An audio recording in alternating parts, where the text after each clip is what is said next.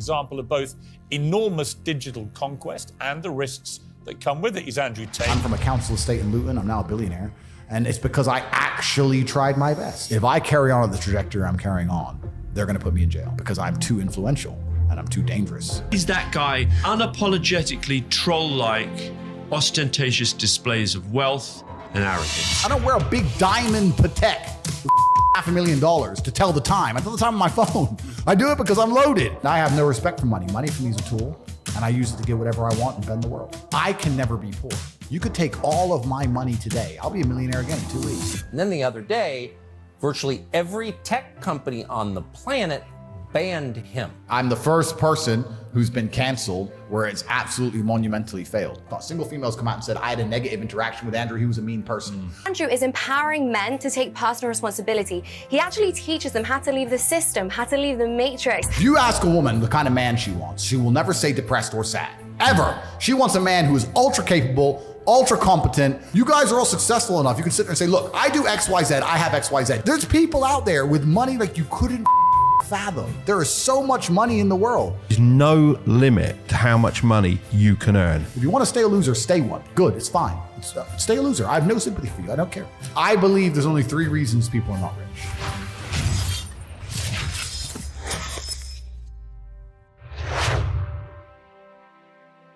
Here he is. Take your seat, Dad. The real top G.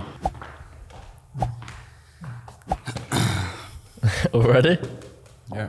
So what are we doing now? We're doing something now. We're starting the podcast. So, biggest podcast ever. And this came out of the blue yesterday, didn't Literally yesterday. And we were thinking it's going to be a couple of months at least until we interviewed the man himself. How are you feeling about sitting so close to the Tate Meister himself? Is that a thing people say, Tate Meister? I am dangerously close. If you asked me 2 years ago, would I be on a podcast with Andrew Tate? No. But yesterday, when you told your mates that you were doing this podcast, what did they say? Yeah, they can't believe it.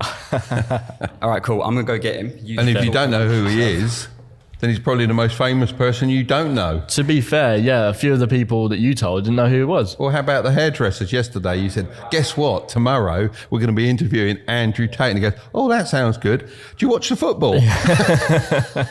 He wasn't bothered at all. He wasn't bothered. I just thought I'd give up. He doesn't understand what a big a deal this is. Is he here? He's coming up. The pressure is on. Is it okay, that coffee? Perfect. Thank you, Okay. bro. Is it really perfect though? It's amazing. Appreciate it. Wait, is it instant coffee?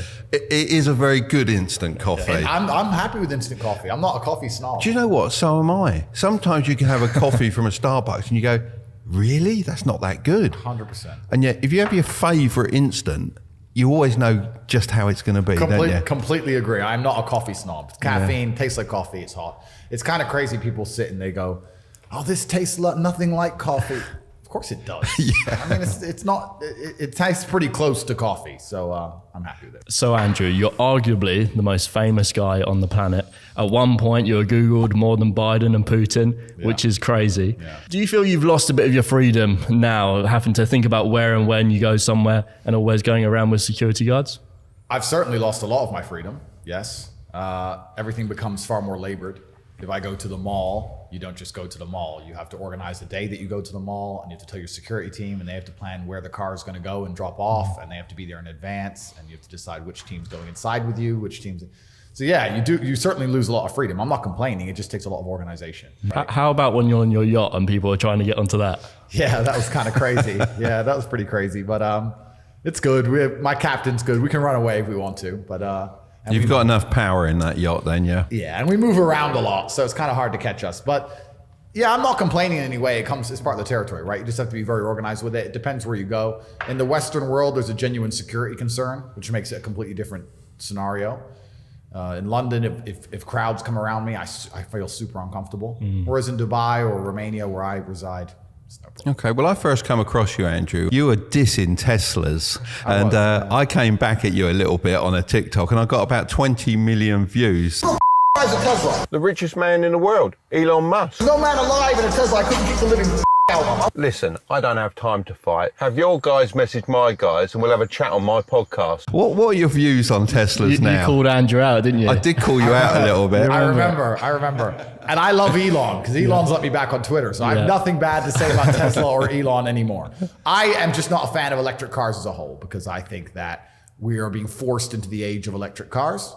So this is the last great age of the combustion engine. So I think that you should have a combustion engine car for as long as you can. Soon you won't have that choice, right? So why wouldn't you have a combustion engine while you can? In 10, 20 years, we're not going to have that option. So, but then saying that, I bought a Rimac Navara the other day, which is a very fast electric car. So I've kind of moved over. I've got a few hybrids. I'm getting there. It's kind of hard to avoid now. Yeah. But I think that combustion engines are all coming to an end, aren't they? So. Well, they are, but you'll always be able to buy one, won't you? Because you'll always be able to buy a vintage sports car or something like that. I want vintage. I want brand new. I want the newest tech. I want the new ones. And the new ones are going to stop selling. They're going to stop making. And that upsets me because I don't even think that the world's going to function correctly with this electric car garbage once everybody has one. How's everybody going to charge their electric car? Actually think about it for a second. It's fine when the odd person has an electric car, fine. But you're on the motorway and thousands of people need to charge their electric cars at 6 hours a time. How is this going to even work out? The infrastructure isn't there. The infrastructure Well, I isn't mean, there. you don't need 6 hours. Like when I'm charging my Tesla, it takes probably about 30 minutes. But 30 whole minutes. 30 minutes. I can put dead dinosaurs inside of my Ferrari in 30 seconds and I'm done and I'm out. That's very true. But do you take a break on a long road trip? Do you often go for a coffee or something? Because I quite like it, just go and chill for a little bit and then the car's charged. He pretends that he likes it. Yeah, exactly. I do like it. Well,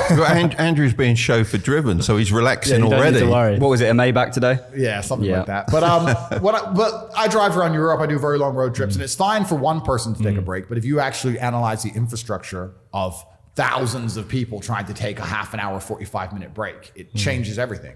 Also, the conspiracy theorist in me doesn't believe they're trying to push us towards electric cars because they care about the environment. I believe they're trying to push us towards electric cars for control because you can easily monitor an electric car. You can see where it goes. You can turn it off. Yeah, imagine lockdown and COVID with everyone having electric cars. Turn the cars off. Yeah. Turn everyone's cars off. It's a horrible thought. No, but that's what they're doing it for. Like, why else do you think they give a shit about the environment? It's kind of amazing to me anyone buys any of this crap. They sit here and they talk about global warming, and then there's obviously the hypocrisy of flying around on jets, etc. But that's not even the true thing that shows you they're lying. The thing that shows you they're lying is the second they manage to launder enough money from the people and steal hundreds of millions of dollars, they go and buy beachfront property. All of them are sitting on beachfront houses. I thought they were scared of the rising sea levels. Exactly that. Now they don't give a shit because it's them. Oh no, let's buy a house right here, right next to the ocean. So they don't care about the environment. None of them do. And anything they do, there's Trojan horses in life. They're going to come along with something like green environmentalism. They're going to Trojan horse it with control, which is what every government ever wants. If you oppose it, you look like a psychopath because who doesn't love the nature and who doesn't love the world, right? But truthfully, if you look at all the agendas inside of it, it's about more control. And that's the garbage that goes along with it. And like you said, lockdown, it would have been very easy. I'll give you another example. Imagine there's a protest. Imagine people finally have enough and they get fed up and there's a protest and you start trying to drive towards the protest to join in to exercise your democratic right. You have to turn your car off. Now what are you going to do? Walk? And this is where all of this comes to. You have to understand that every single agenda that is being pushed in the world today, all of them come with the Trojan horse of control. And I don't want to be controlled on that level. I want my car to work. I want to start it and it move. And make noise. Lots of noise. And noise, yeah. But I want an electric car just doesn't feel like it's mine. I think there's definitely going to be a case that they're going to give speed limits, and that will be controlled for electric cars without a doubt. And at the moment, of course, none of us break the speed limit, but if we wanted to, of course, we can as an individual do that. So I think certainly limits will come on like that, don't you? Yeah, well, it's a never-ending argument, right, of safety versus freedom, because when you talk about making somebody safe, the only way you can do that is to remove their freedom. So this is what they do. They say, humans crash cars, humans can't be trusted, we're going to put this limit in place for your safety. And they're right, it is more safe, but then your freedom is eroded, and then you have to trust the people who are taking your freedom away to never abuse their power. And anybody who's read a history book and understands human nature knows that power is always going to be abused.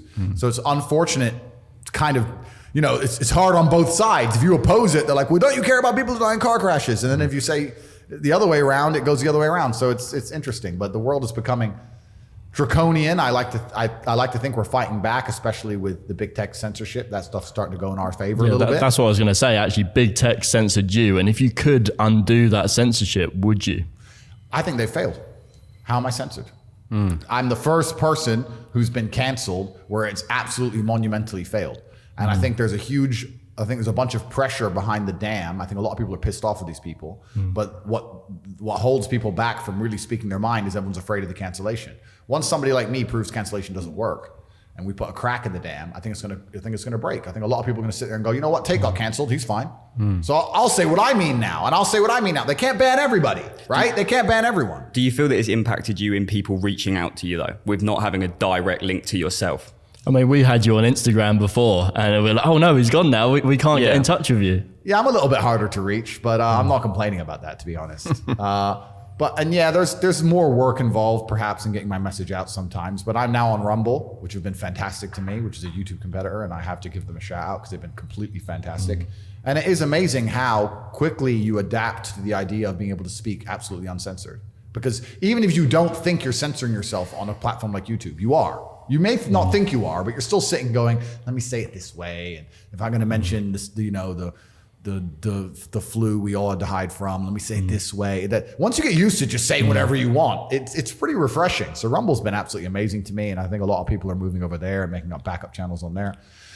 But yeah, and then Elon came and unbanned me and bought Twitter. So we're starting to win a little bit, which I think is good, because I think that without truth and without free speech, we were always going to head to absolute tyranny and slavery. So does Rumble give you access to your own data? Because I think that's a big thing, like owning your own email list even, and YouTube, you can't do that. All the other platforms you can't. Yeah, you can own your own subscribers with Rumble. You can? Yeah, okay, so that's awesome. I would look into it heavily. And the CEO, Chris, is really a hero for free speech. And then obviously Elon on the other side with Twitter. That's why I can't insult Tesla anymore. So I'm sorry. I shut up now. How did it happen with Twitter? How did they actually get you back on? What was the process? I just got an email saying log in. Simple as that. That was it, yeah. Job done. I was like, okay. So that was it. So today we made the really hard decision not to work with a sponsor on this podcast episode. And it was hard because sponsors support the show. They allow us to do what we love to do. But we had to say no because they wanted us to take out all the most important parts and censor this episode.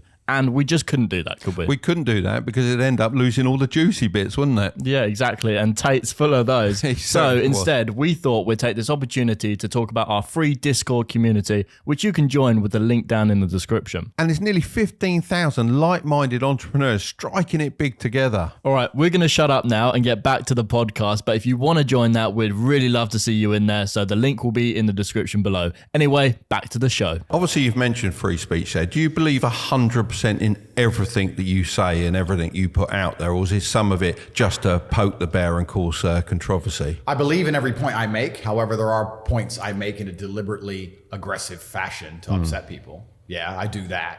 But I do still mean everything I say. Do you think that bites back at you a little bit? A little bit too much sometimes, or? Perhaps it can do, but you know, I'm not afraid of I mean, I'll state right here, I've had a lot of people say, what's it like to be canceled? And, you know, the whole world hated you and everyone was out to get you. And there was all these people trying to contact your family and dox their addresses. And I didn't give a fuck. I don't care. Maybe I'm supposed to care, but I've had real problems in my life. I'm not some YouTuber. I've done real things with real difficulty and real issues. People writing hate comments about me, some dork with an anon account. I couldn't possibly care less. It doesn't bother me. So because it doesn't bother me, I guess that influences how I talk, right?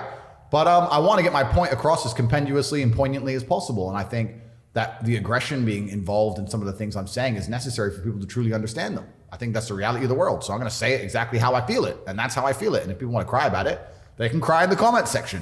I don't read the comments. I don't have an account. So I don't care. It doesn't matter to me. I'm banned. Do you think if the majority of people actually hated you and disliked you would actually be a bit more worried for your safety? Well, that's the thing. Very few people actually hate me. Since this whole cancellation and I've been walking around, et cetera, I have yet to have a single negative interaction with anybody. Male, female, adult, child, everyone loves me. The people want me to take pictures with their kids, and the women come up and they say, we love everything you say about traditionally masculine men. And I've never even had the women hate me, considering I'm this evil misogynist. Everybody likes me. But obviously there's a contingent of people who are strange in the world. But I speak my truth because I believe it's my job as a man to speak my truth. I don't do it to be liked. I speak it because I believe it, and I'm always going to do that. And if public sentiment shifted and everyone decided to hate me, I would continue to say exactly what I'm saying because it's what I believe. I'm speaking for a large group of people who feel the same way I do. I haven't put a magic spell on the world. There's a large group of people who agree with what I say, and it hasn't been said before, and I'm out here saying it, so they're going to be fervent fans. And also, I feel like a lot of the people who are fans of mine and genuinely listen to my advice, their lives improve. And that's where you have this passionate response, because if you've become a Tate fan in the last 2 years, you started to really study stoicism and really go to the gym and get in good shape and get your finances right, etc. Your life in real time has improved. So you're like, you're saying Tate's bad. He's made my life good. So I like it. So they're very passionate in their defense of me, which is fantastic. And then you obviously have the other side, the slave minds who obey anything they're told by the MSM, who've been told that I'm somehow evil. So they're passionate about disliking me. And it's interesting because the mainstream media still seems to have this power to convince these slave-minded people to believe that someone's evil with basically no evidence. It's truly incredible. Speaking about that, I even screenshotted it when I was doing some research for this. I found an article. You guys don't have coffee? You guys need coffee. To be honest, I need a Red Bull at some point. You need like 20 coffees a day. The first thing that came up when I Googled you is inside the violent, misogynistic world of TikTok's new star. The violent, misogynistic world. You know what's crazy about That's the first thing that came up. How many things can they throw at you, you know? Yeah, this is the Guardian. Guardian. It was the Guardian, I'd love to walk into the Guardian HQ and see all these nerds sitting, these fucking dorks, sitting there on their little computers typing away. What's amazing to me is this. Nobody seems to want to point out the fact that I am now, like you just stated, the most Googled, most famous person on the planet. Not a single female has come out and accused me of rape. Not a single female has come out and accused me of domestic violence. Not a single female has come out and said I had a negative interaction with Andrew. He was a mean person. In fact, if you were to put me up in terms of performance metrics against other people of my fame, I'm the least misogynistic man on the planet. And these fucking clowns sit here writing shit and pretending I'm somehow evil because they're slave-minded. These people work for the Matrix. They're agents of the Matrix themselves. They don't truly understand what they're doing. They are programmed completely. And these last 3 years have shown how programmed people can be. People can literally throw away their common sense, throw away their observation skills, and sit there and just absorb programming and say, Andrew is bad. Inflation is good. And they're just clowns. They're clowns. I would love to sit down with the clown who wrote that article and say, why am I bad? And if we had a podcast with that person, whoever they are, that nobody, because they're a nobody, that brokey, across an hour, I would decimate them. I would destroy them. And they know it. They'd make a fool of themselves. So they just sit there and go, and hide back in their cave to talk more shit. Clowns. Do you think the powers that be have pushed it too far recently with lockdown, and that's why you had this rise? Or was there another reason behind? Because you've been doing social media for a long time, and the last couple of years are where you've really exploded. What's the reason behind that, in your opinion? Power is a funny thing. And most people who have power in their lives don't understand exactly how power works. And power is a fantastic thing to wield, but there's always a line. And once you overstep that line, you have a difficult choice. So we can apply it to, let's say, a government. If you're a government, you have power. If people start to riot, you can send the riot police. That's fine. But if people continue to riot and you continue to be more and more draconian and you send the riot police to, let's say, shoot at unarmed people in a crowd, like they did in Romania in 1989, for example, once you overstep the line with power, people no longer trust you with power. Once they don't trust you with power, you have mass rebellion and things must change. People who've been in charge of information for a very long time had the power, but it got to the point where after lying to everybody for 3 years, nobody trusts them with the power anymore. You can't decide what I get to read because I trusted you to decide what was good and bad for me, and you completely ruined it. So yeah, a lot of people, anyone with a brain, anyone who doesn't work for the fucking Guardian, has clowns. I think most people our age don't trust who wrote newspapers. the article? Who wrote the article? Tell me their name. Look it up. Let's name and shame this guy. Shame this clown. It'll take me a minute. Hold on. So once you can't be trusted with power anymore, now what do? Right? Because nobody wants them to have power. So people are trying to seek out information in alternative ways. So yeah, there is some divine timing with my rise. Certainly, there is some divine timing with it. But yeah, also it still takes bravery to stand up and speak out because I have had genuine real world detriment for doing what I've done. It's Shanti Das. Shanti Das. I challenge Shanti Das to a debate and have a nice long conversation and absolutely destroy her so that she can sit there and make a fool of herself. Well, I think their offices are quite close, so we could shout out from the window here and get them over. Shanti Das. Yeah, anyway. But yeah, they're not trusted with power anymore. So it's an interesting change of the guard. It's going to be interesting to see who comes into place. But there has been real world detriment to doing what I've done. They did delete me across all social medias and delete me on every app on my phone and freeze all my bank accounts and try and raise criminal charges against me for things I haven't done. And there has been real consequences. So how did you get around them freezing your bank accounts? Well, you don't, do you? You have to just deal with the long legal process of having 7 or 8 bank accounts and millions of pounds frozen. And they just issue AFOs and they just freeze it. So this is the thing. It all ties into how deep you go into the matrix. Is the money that you have yours? Is the house that you own yours? Is any of it yours? You piss off a government. Piss off a government and tell me what's still yours, and you'll soon learn that none of it is yours. You think you own it. That's my money. I worked for it. I paid my taxes on it, so it's mine. No, it's not. So bearing that in mind, are you worried about what you own? Because if it's not yours, they can take it away, and you are speaking out against them. I don't own anything. I've heard you say that a few times. So can you explain that? Can you enlighten that? You own nothing, I don't own anything. I'm just some dude.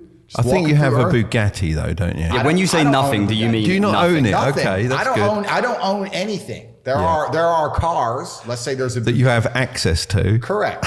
a trust in Singapore may own a percentage of a company in Dubai, which may have access to a car that I could borrow on a social media influence contract, perhaps. Yeah. But I don't own anything. And that's because if you own things, they come for you.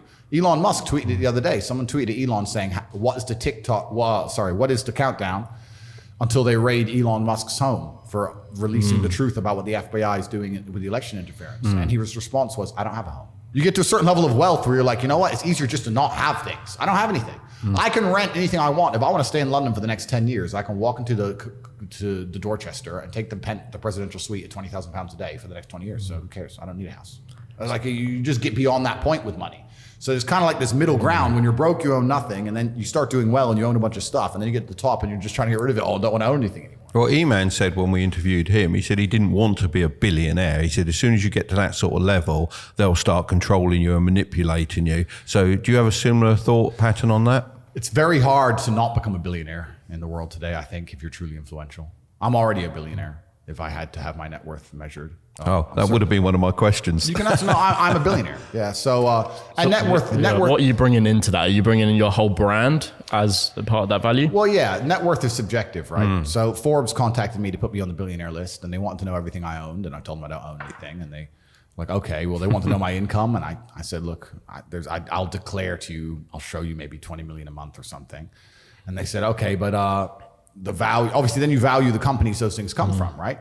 You can take some of my companies people know about, like The Real World, which was previously Hustlers University. If I have a business that is making $20 million profit a month, and it is an online educational platform, the largest one in the world, and it's a subscription model, and you put an 8 times multiplier on the profit, which most tech companies could achieve, that's an $800 million business. But could you sell one business. Could you sell that business without you attached to it, though? Well, that's the point. That's a good question. That's a very good question. And that's where, and I never would sell it anyway, but I know what you're saying. But then it comes into other things like branding and the brand. I'm the most Googled man on the planet. They can't ban me from algorithms. They failed. I'm the most TikToked person on the planet, the most viewed person on Instagram. Like, what's the value of that? You could give me, who makes these glasses? IKEA?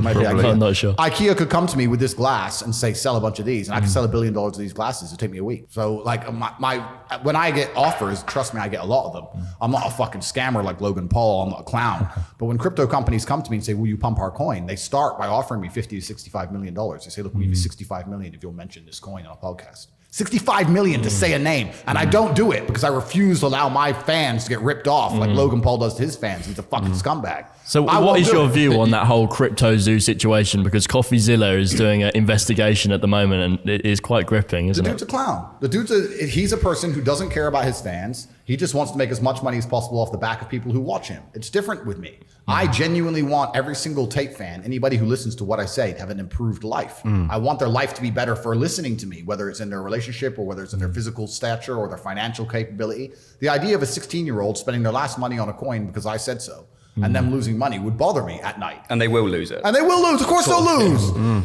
Crypto is, this is what most people don't even understand about the crypto market. It's player versus player.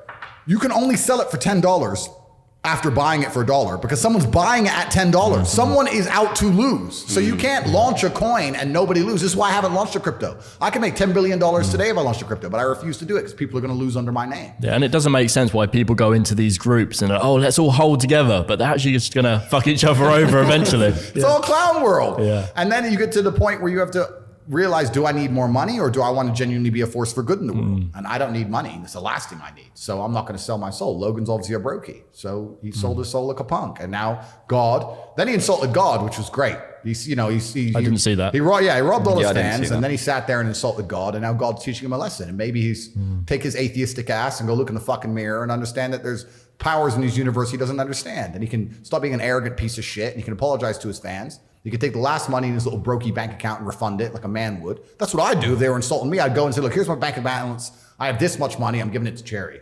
Guy's a fucking punk. He just wants to continue to talk on podcasts and pretend his fans are going to care about him forever. Nobody respects that man any longer from the day he attacked me. Anybody who attacks me gets fucking wrecked. True Geordie lost every sponsor, got wrecked. Logan got wrecked. I'm divinely protected. These clowns need to just not say my name.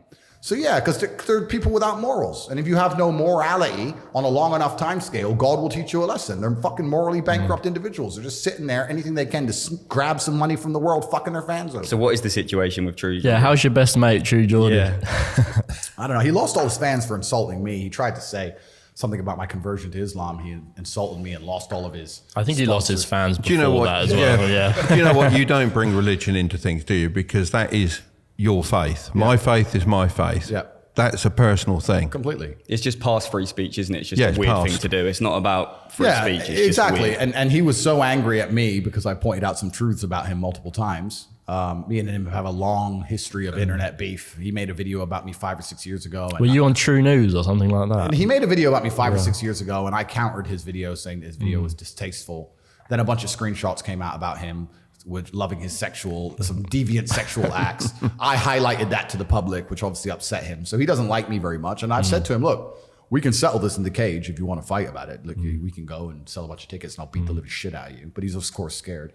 So instead he just does these little snidey videos, and because he's upset deep in his heart, he can't control himself, and he mentions me and he said things he shouldn't have said. What a big pay-per-view that would be. You versus True Geordie. I think people would be very disappointed in the 6-second show, but I'm like, I paid for this. Would you keep it going a little bit longer or just end it straight away? No, I would destroy it. Not even for the fans. You wouldn't just keep it going. I would destroy it. Yeah.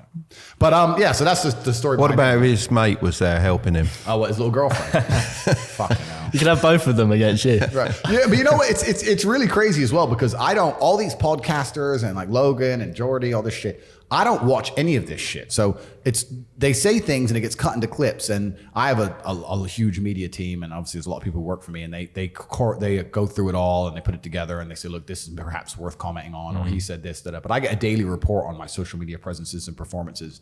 And there's a daily report of how many times I'm viewed and et cetera, et cetera. And there's all the people who come for me at the bottom and mentions them.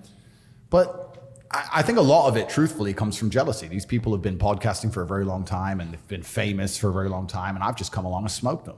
I've just come along and just destroyed them. And they're sitting there like, shit, he's the top G. I'm a fucking nobody. I thought he was canceled. Why is he still getting more views than me? He's supposed to be gone. So they hate me, and it is what it is. Yeah, they just can't understand it. So was being cancelled part of your 3-part plan? I knew the cancellation was coming. Yeah. I was prepared for a cancellation. I'll be honest, because I'm human and I don't lie. I didn't expect it to come as hard as it did. I thought they might delete my account. Yeah. I didn't expect them to freeze 15 million pounds of banks. I didn't expect them to put a travel ban on me. I didn't expect like this kind of craziness. But you learn a lot. And I always knew that the world and the laws and the legal systems we live under are clown shows, and it's all a circus. And I always knew they're subjective bullshit. But when you're actually at the end of it and you're seeing how subjectively stupid laws are, it's ridiculous for them to sit there and say, Andrew said women can't park cars, so that's hate speech, so that's a crime, so that's bail, so that's a travel ban. Name a fucking dude who hasn't said women can't park. Like this is literally insanity. But the laws are all subjective. So when you're at the end of it, it's kind of interesting. I was prepared for it for a very long time. There's very old videos of me talking about how you can't live on one grid. You can't live off grid either. So the only way you can protect yourself is to live on as many grids as possible. So for a very long time, I was prepared by having multiple passports and banks all around the world and all that kind of thing. So they failed to damage me like they wanted to, but it was an interesting few months, that's for sure, yeah. It was only recently I realised how in sort of contact the banks are with the law. And really, you look at it, they are just one, aren't they? Completely. And none of the money's yours. I feel uncomfortable with a lot of money in my bank. So that's another thing. Like I'm now at the point where I don't really carry money at all. I don't have any way of paying for things, because anytime I'm anywhere, I'm with like my PA or my security team, whatever. So it's almost weird how quickly you get used to like walking in somewhere, eating, and just walking out. I don't pay, and someone else sits and pays for me. Sorts it. So, yeah, so it's weird. I don't pay for anything. I don't have any money. I don't have any of that stuff anymore because... that sounds like true freedom, though. You don't have to worry about the money at all. I don't look at the price of anything. I don't look at the price of anything. If a new car launches and I want it, I just say, give me this. And sort it. Yeah, literally, give me one. What options? All of them. Just tick every box, buy. And cars turn up at the house that I've forgotten I've bought, and When did you reach that level of wealth? Was it within the last couple of years, or were you at that stage beforehand? I was always fairly well off, but in the last, I'd say 3 years, I got to a point where money is truly not real. Money has no value whatsoever for me anymore. So if I want something, I'll just buy it. And I spend ridiculous amounts of money on stupid things. I know So what are some stupid purchases? No, but I compare it to my old life, right? Because I'm from a council estate in Luton. So me and Tristan will sit around and talk about how insane it is that we'll go to a hotel and we'll prefer the shower head in the suite as opposed to the normal hotel room. So instead of spending £3,500 a night in the normal hotel room, we'll spend £11,000 a night for the suite because of a shower head. And we're sitting there thinking $8,000 a night because of the shower head. Like, it's so unfathomable when you used to make like £1,500 a month and you lived in a council estate, and it's crazy, but money just has no value. And you just get to the point where you do whatever you want. And you also over prepare, you overspend. If I fly somewhere, let's say I fly to Marbella, I might want to go for a drive. So I'll get 3 supercars, put on a truck, moved from Bucharest, driven all the way across Europe, 4,000 kilometers, all the way to Marbella, taken out, put in front of the hotel, arranged. I'll go to Marbella on the jet. I'll sit there for 2 days. I don't feel like driving. The cars don't move. They get picked up again, put back on a truck, flown up. It's just, I have a security team, like everything. It's just, you just do it because money has no value. I might want it. So who handles the logistics for that? Because that sounds like a nightmare. Yeah, life becomes, like I said, there's a lot of organization involved in the life, and you end up with a lot of staff and a lot of people around you who are good at these kind of things, and they become invaluable as part of the team. But yeah, there's people who organize it for me. So if someone wanted to get to that level, what would you say their net worth would have to be to not worry about money and just buy whatever they want whenever they want? Net worth is subjective, like we just discussed. I think it's more about how much and I don't even think it's how much money you have in the bank, because you can tear through any amount of money. It's how much money you're earning. Okay. I think a good life costs about $1 million a month.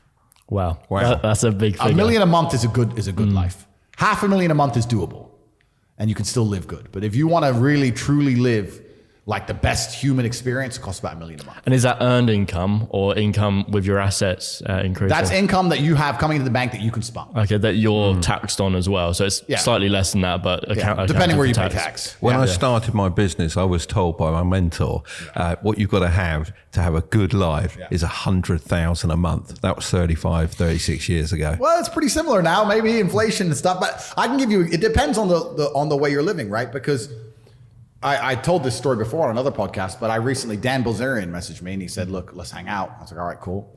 And I was in Bucharest. He was in France. So by the time, I only wanted to go see him for a day. So by the time I got the jet, I wanted my security team to come. So I had to get the 4 security team, and they came and obviously had to pay their wage. And I put the cars on the truck to make sure they were waiting for me there in case we would decide to go for a spin. And then I landed with the security team, and everyone needs hotels. It's 8 people in a 5-star hotel. And then you're on the ground. You have to rent these V classes, armored ones, look after you. And you go, you see Dan, you talk to him for an hour, you have dinner, and then everyone gets back on the jet. By the time I saw Dan in a 48-hour whirlwind, by the time we moved the cars, which I didn't drive, and security came, etc., you spent $400,000. You spend $400,000 to go see your friend. Like so would you class him as your friend? Yeah. And that's how easily you can spend money. Like I could have gone Wizz Air. I could have gone by myself. Could you have gone Wizz Air? Well, no, but technically you could, and get a taxi or get the bus, but you just don't, because money has no value. And this kind of Andrew Tate flies Wizz Air. How many seats would that sell? I should contact him, shouldn't I? Yeah. Should let me fly for free. Yeah. But I even said to myself I'd never fly private because of how ridiculously expensive it is. But COVID convinced me I had to do it, because they kept telling me to put masks on. I couldn't listen to the fucking wagey. I said to you just get a water and just drink it throughout the flight. That's what I was doing. That's what I was doing as well. I was sitting there with Pringles. Yeah. But I said to her, I was like, my dear, listen to me. Why do you care? It's the rules. It's the rules. Listen, there's no police. There's no camera. Why? Please use your brain. Engage your brain. I know you're some 21-year-old Polish woman who's never fucking thought of anything in her life, but please think. Why do you care? You know this is stupid. Nobody else wants me to wear one. Why do you give a shit? But it's the rules. It's the rules. It's like they're fucking slaves. It's like their brains are programmed. You can't get through the programming. I'm like, please, my dear, think. I will give you $500,000 if I don't put my mask on. Would you let me? But it's the rules. Like, Really? it's just, they're fucking. I'll never give it to her, but I said it as like a thought. Like, you say it as a thought experiment, but they're just their Well, brains. if money's no object, but their brains are controlled. Yeah. Their brains are completely controlled to the point where you can't get through to them with any form of logic. Yeah. It was amazing. That was the worst period of my life. This fucking imaginary pandemic garbage. I'm a peaceful person. I've never literally walked around Earth so angry. I walked into gas stations. Mask? No. You have to wear a mask? No. Just no. Do you think it's a power thing as well? There's no like a situation where someone would have power over you except for that when they can enforce it. Completely. And maybe I'm too egotistical to have people tell me what to do. Perhaps I'm at that level in my life, but it was just fucking dumb shit. And I'm walking into gas, and the number of times I walk in a gas station, put a mask on. No, I won't serve you. Okay, is the gas free? Because I've filled up. So you're gonna take my money or I'm gonna have free gas? No, you have to pay. Well, then fucking serve me, dummy. Put a mask on. No. It's just some stupid shit. In the end, they take my money. It was a big waste of everybody's time. And I'd say to them, bro, you're earning 700 pounds a month working for a corporation that wouldn't give a fuck about you if you got stage 5 cancer. Why do you care? If I worked in BP and someone walked into my gas station and decided to start a fire in the corner and barbecue some sausages, I wouldn't give a I'd be like, please stop, bro. Whatever. Like, why do these people, they're so fervently passionate about the rules of the BP station? But do we you're need a fucking people? Slave in your mind. Do we need slaves though? Because Yes, obviously we do. we need people to work and do those jobs that obviously the free people can't do. And this is the full circle realization when you get to the point where, as frustrating as it was, you need this slave class of people who buy bullshit so that I don't have to do bullshit stuff, which is great. But usually the bullshit people can't tell me what to do. It's only during COVID they were allowed, and now that's all over. They can't tell me what to do anymore, so it's fine.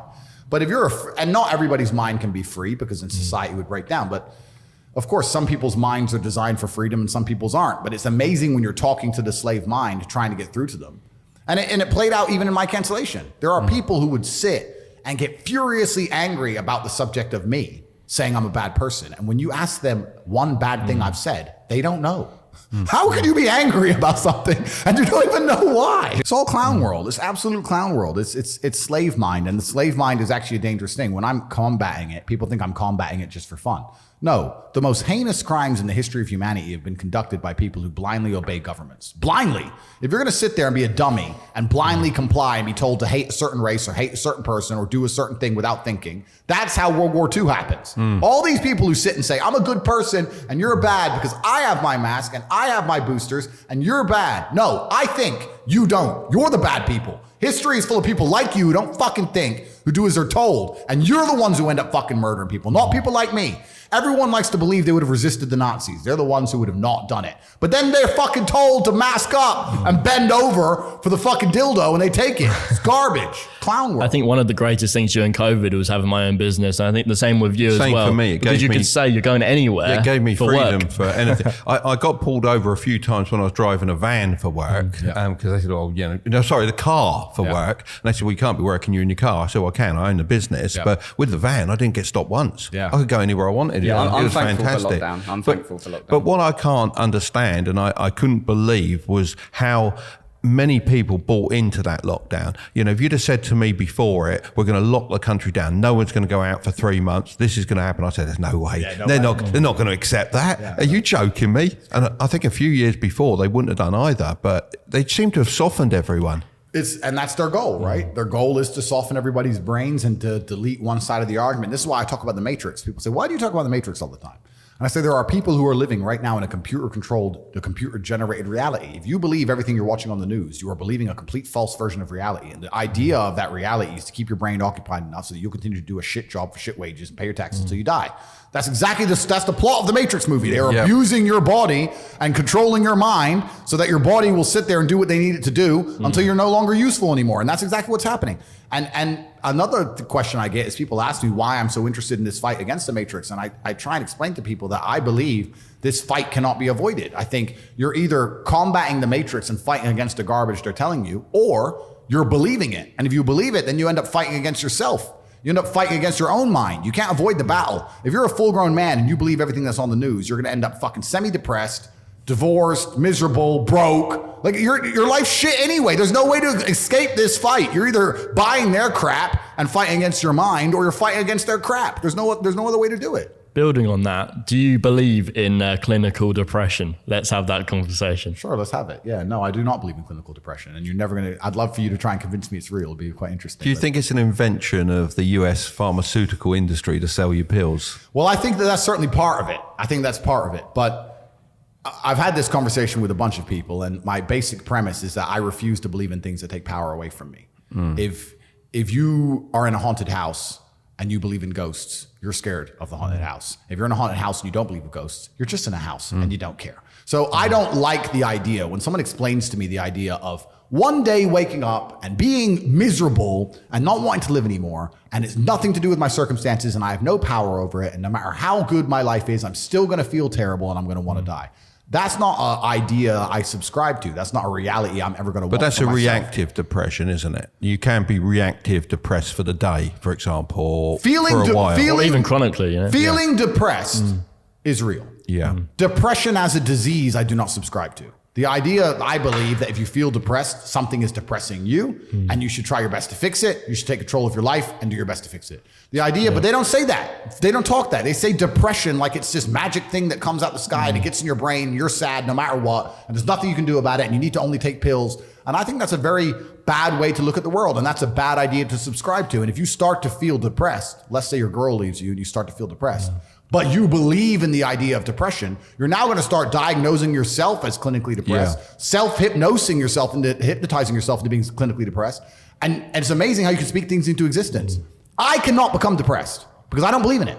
So how about chemical imbalances in the brain? Bullshit. That's all been disproved anyway.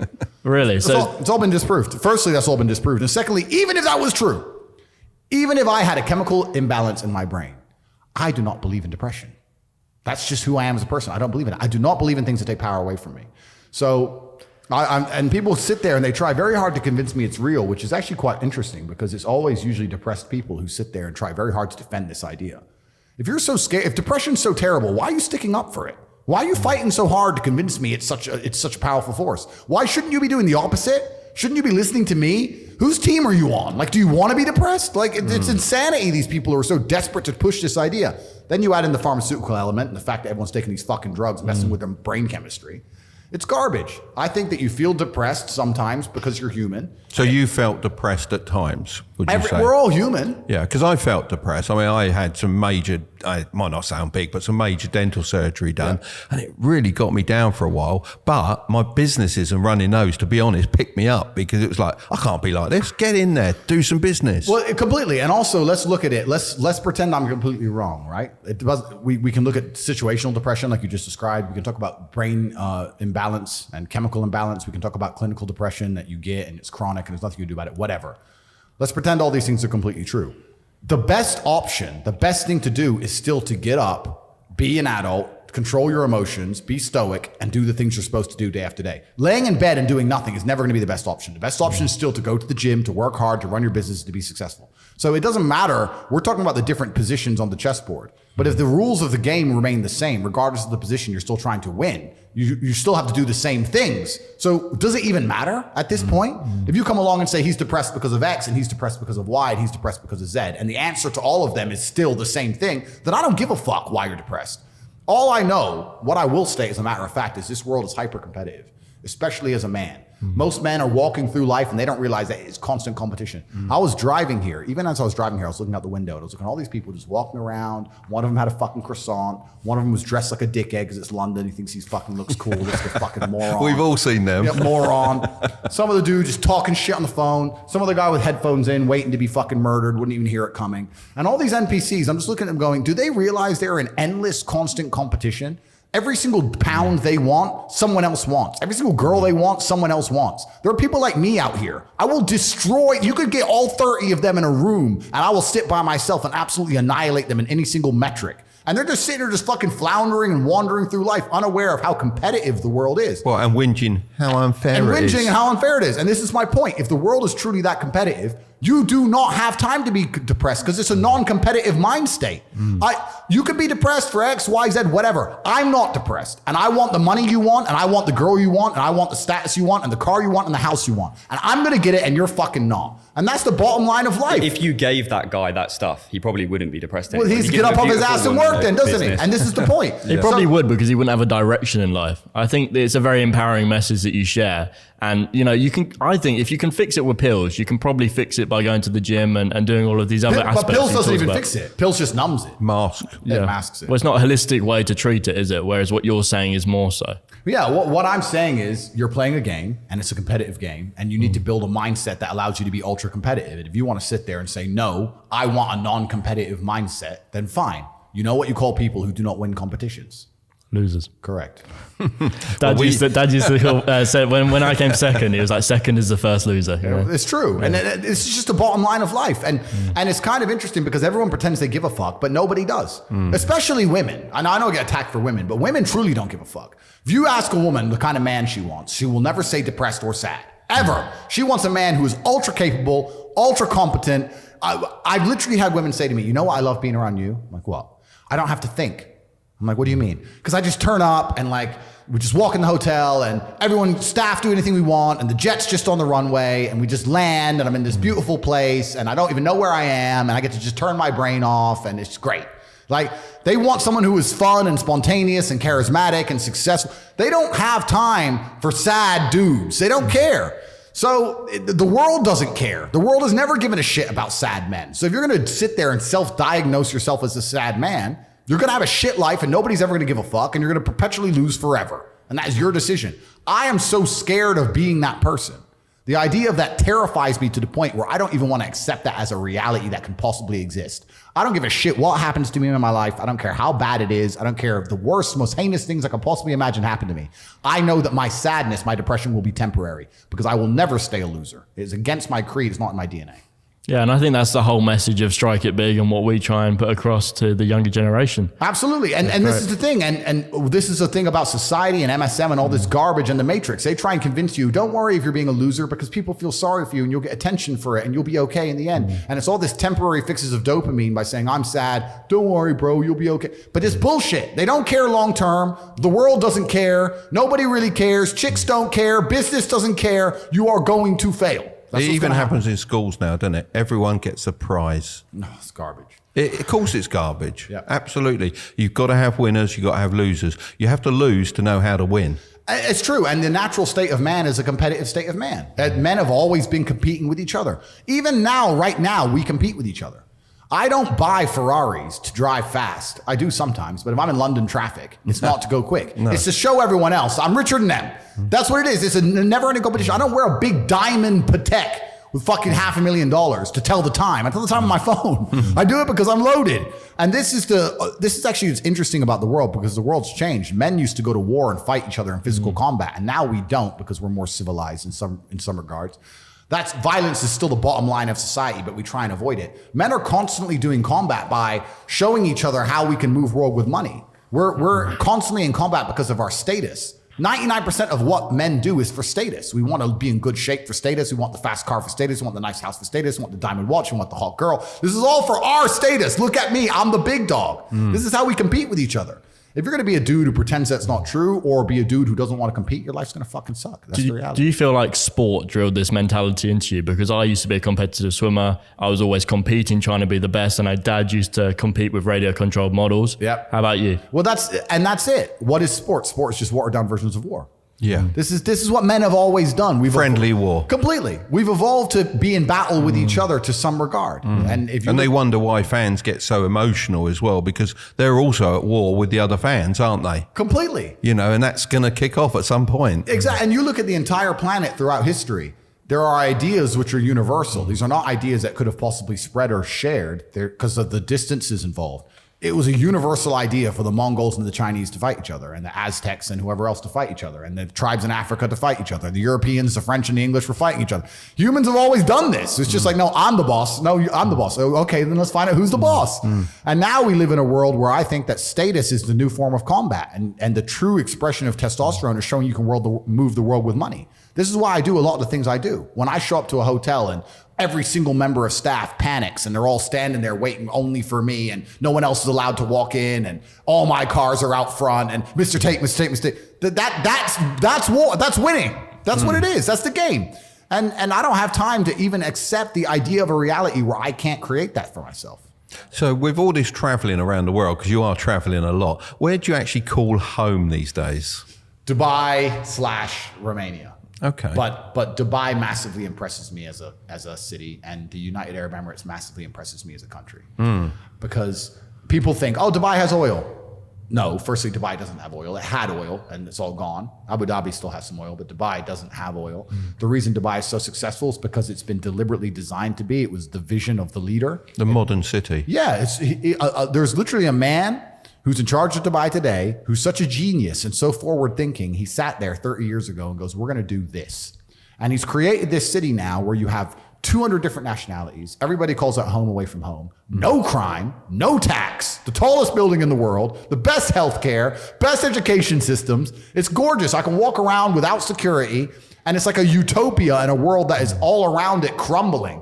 And he designed it and thought of this and did it purposefully. And I find that absolutely flabbergasting. I think that's amazing that he's done it. And that he can now, he walks around his city. You see him in the mall. He walks around the mall. You will never catch any of our politicians walking amongst the people they're supposed to serve because they are hated. He is respected and loved by everybody. And for that, I just like being there. I just feel like people are scared of the legal system as well, aren't they? Which helps with the safeness a lot. But that's what we don't have here at all. What's the point of a legal system? Is to be feared, isn't it? But no one fears it here. No one fears it here, right? So they've done everything right. And when I'm there, I just love seeing how correctly they built their society. It's beautiful. Our apartment's actually cheap out there to rent because we had an editor that used to work for us, and he was seeing all these TikToks about how you could go out to Dubai and rent a house out there or an apartment. Are they actually that, or is that just a lie? Yeah, so it depends what part and depends what area, like everything. But I will say that Dubai is massively on its way up. All the world's money is moving to Dubai, or at least setting up a second life in Dubai in the event of something going wrong in their host country where they can instantly bounce. And when I say all the world's money, I mean everyone. All the Russians are going there. Chinese are starting to go there. Everyone I know in Europe with money has got a second home in Dubai. Everyone's setting up because it's designed in a way where you can go, you can spend a few weeks there, you can get your residency, you can become a resident. It's so easy to buy property. There's 0% taxes. They've got banking, which is all legit. Some of the best banking in the world. They've got shopping. They've got everything. Yeah. So I know that whatever the price of a house is now, in 5 years, you're going to be very glad you bought it. I mean, there's been properties I bought a year ago. I've already made 60%. Which you don't own. Oh, sorry. There's people I know who have bought houses a year ago and they've made 60 to 70% in a year. So if your companies are based in the UK, I don't have any companies. Okay, well, just for a random person, like for us, for example, sure. Our companies are based here and we move to Dubai. How long do we have to live there for it to be tax-free? Yeah, I think a tax residency is like 180 days a year or something like this. But if it's a legal entity, I know that they're bringing in a corporation tax, but that's only if you're doing business inside of Dubai. But let's say you had an online company, which is based out of Dubai, and you're making money online, and the money is banked in Dubai. You don't owe the UK a fucking thing. You don't owe a penny. So why? And why? When are we moving, Dad? Yeah, you don't owe them a penny, and that's what's so amazing to me, that you go around a city with perfectly clean streets and perfect law and the tallest building in the world and all these bright lights and all this beauty with 0% taxes. It makes you wonder what they're doing with all our money. Well, makes you think, well, surely they wouldn't just be sponsoring random proxy wars and dumb shit like that. Of course not. They must be doing something very smart with all the money they take off of us. Well, I used to have no problem paying any tax that was due to me. I used to think, well, that's what I do. I go to work, I run a business, I pay my employees' taxes and my national insurance, and I'm happy to do that because it's a furtherment of my country that I love. Yeah. I'm shifting. Yeah, well, I am shifting. And that's the problem. As patriotism breaks down, then the whole idea of paying tax just gets destroyed with it. And when a country is not prudent with its finances, like Western nations aren't, it pisses you off. You sit there and look at the dumb shit they're spending money on, and then they're coming along trying to take it all off us, and they're doing dumb shit with it. Like, I got asked last night on Piers about this nurse strike, and I said, I think the nurses would be happy to work at the wage they're currently being paid if they believe the nation was spending its money prudently. But because they see the nation spending millions and millions to bomb random patches of desert or to sponsor a proxy war or whatever dumb shit they're doing, of course you're going to sit there and go, wait, well, if you've got billions for that crap, I need an extra £5 an hour. And this is what happens. And I think Western society is failing. I think it's breaking down in real time. I think by any metric you can measure a society, whether it's birth rate, happiness of people, criminality, anything you can measure, we're just losing. And on a long enough time scale, I think places like England and the United States are going to become unlivable. I think they're going to become unlivable states. What a shame that is, because it doesn't have to happen. It doesn't have to happen. And I'm the patriotic Brit in me, it pisses me off. Because I come back to England and I remember England 20 years ago where you could go on a night out and it was fun and it was safe. And I still love England, part of me does, but it's just fallen, it's failed. And all of our leaders refuse to do anything about it. They just want to sit around and fucking take for themselves for their few years they're in power. And we have a cancer, we have a problem here in these countries, which is being completely ignored, and it's going to continue to spread. And I think that genuinely within 30 years, England's going to be unlivable. I think anybody with any semblance of money will be in Dubai where they can walk around in safety. No one's staying here to get repeatedly robbed. Like no one with money is going to stay here to get repeated. Even me, it costs me so much money to be in London. By the time I have my 5-man security team and hotels for everybody and stay somebody secure and an armored car and that, it costs me like 30 or 40,000 pounds a day to visit this city. Nuts. And there's nothing here. I can't even go for a drink in a club because there's going to be someone outside with a fucking blade. It's clown world. Especially with your watch on. It's clown world. It's clown world. You can't live in this city anymore unless you just want to be some mid-tier brokey. I don't want to be that guy. In Romania, everyone knows where my house is in Romania. Everybody knows it's in the middle of the city. My Bugatti's on my fucking driveway. No one would dare touch me in Romania. No one would dare. Here, you can't even have a nice car on your drive. Not even a Bugatti, a Range Rover. I had a friend the other day. They tried to rob him in his house because his Range Rover's on the drive. It's not even it's a $100,000 car. It's insanity that people, to me, I find it absolutely mind-bending that people don't just leave. I'm like, what are you staying? I get it, you miss it, visit, come on holiday, and fuck off, because it's shit. There's nothing here. What would you say you stay for then? Patriotism.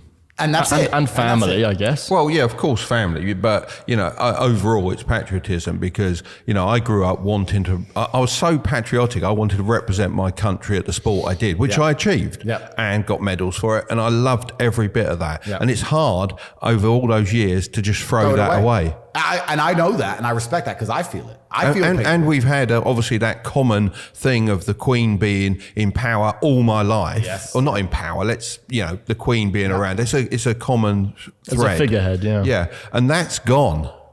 And that was big when the Queen died. Huge. When the Queen died, I said to Tristan, that is the last good thing about England now gone. That was the last unifying force. She was so universally respected, and now the royal family with all their fucking current garbage, they're losing credibility in real time, and it's a shame. It's a massive shame, and I agree with you. I'm a patriot too. I love the idea of England. I wish England could be a hospitable place to live. I even like the weather. When I landed here, I said to Tristan, it was raining and cold. I was like, I like this. Really? You get that feeling home feeling. Completely get cozy feeling that, you don't quite get in the desert. But it's just too many metrics in which it fails. And you just think, you know what? I have to make the smartest decision. I have to be as competitive as possible with my mindset and with my lifestyle. And even me as an individual, I know I'm competitive with money, and I know that I'll be more competitive the less money I give away. So you just end up going, okay, I'll move.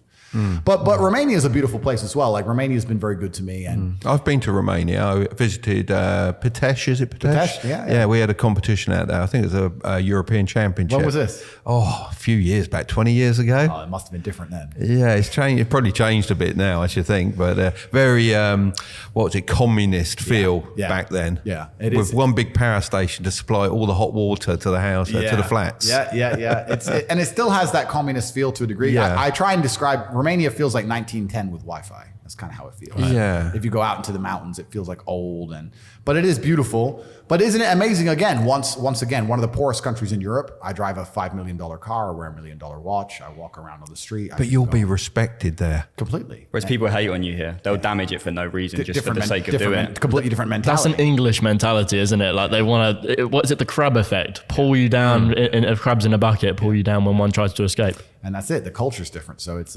interesting. It's interesting. Yeah, it's strange, isn't it? You mentioned declining birth rates. Are you concerned about population collapse? Well, I think the Western nations are collapsed anyway. So population is going to be certainly a buzzword across the next 150, 100 years.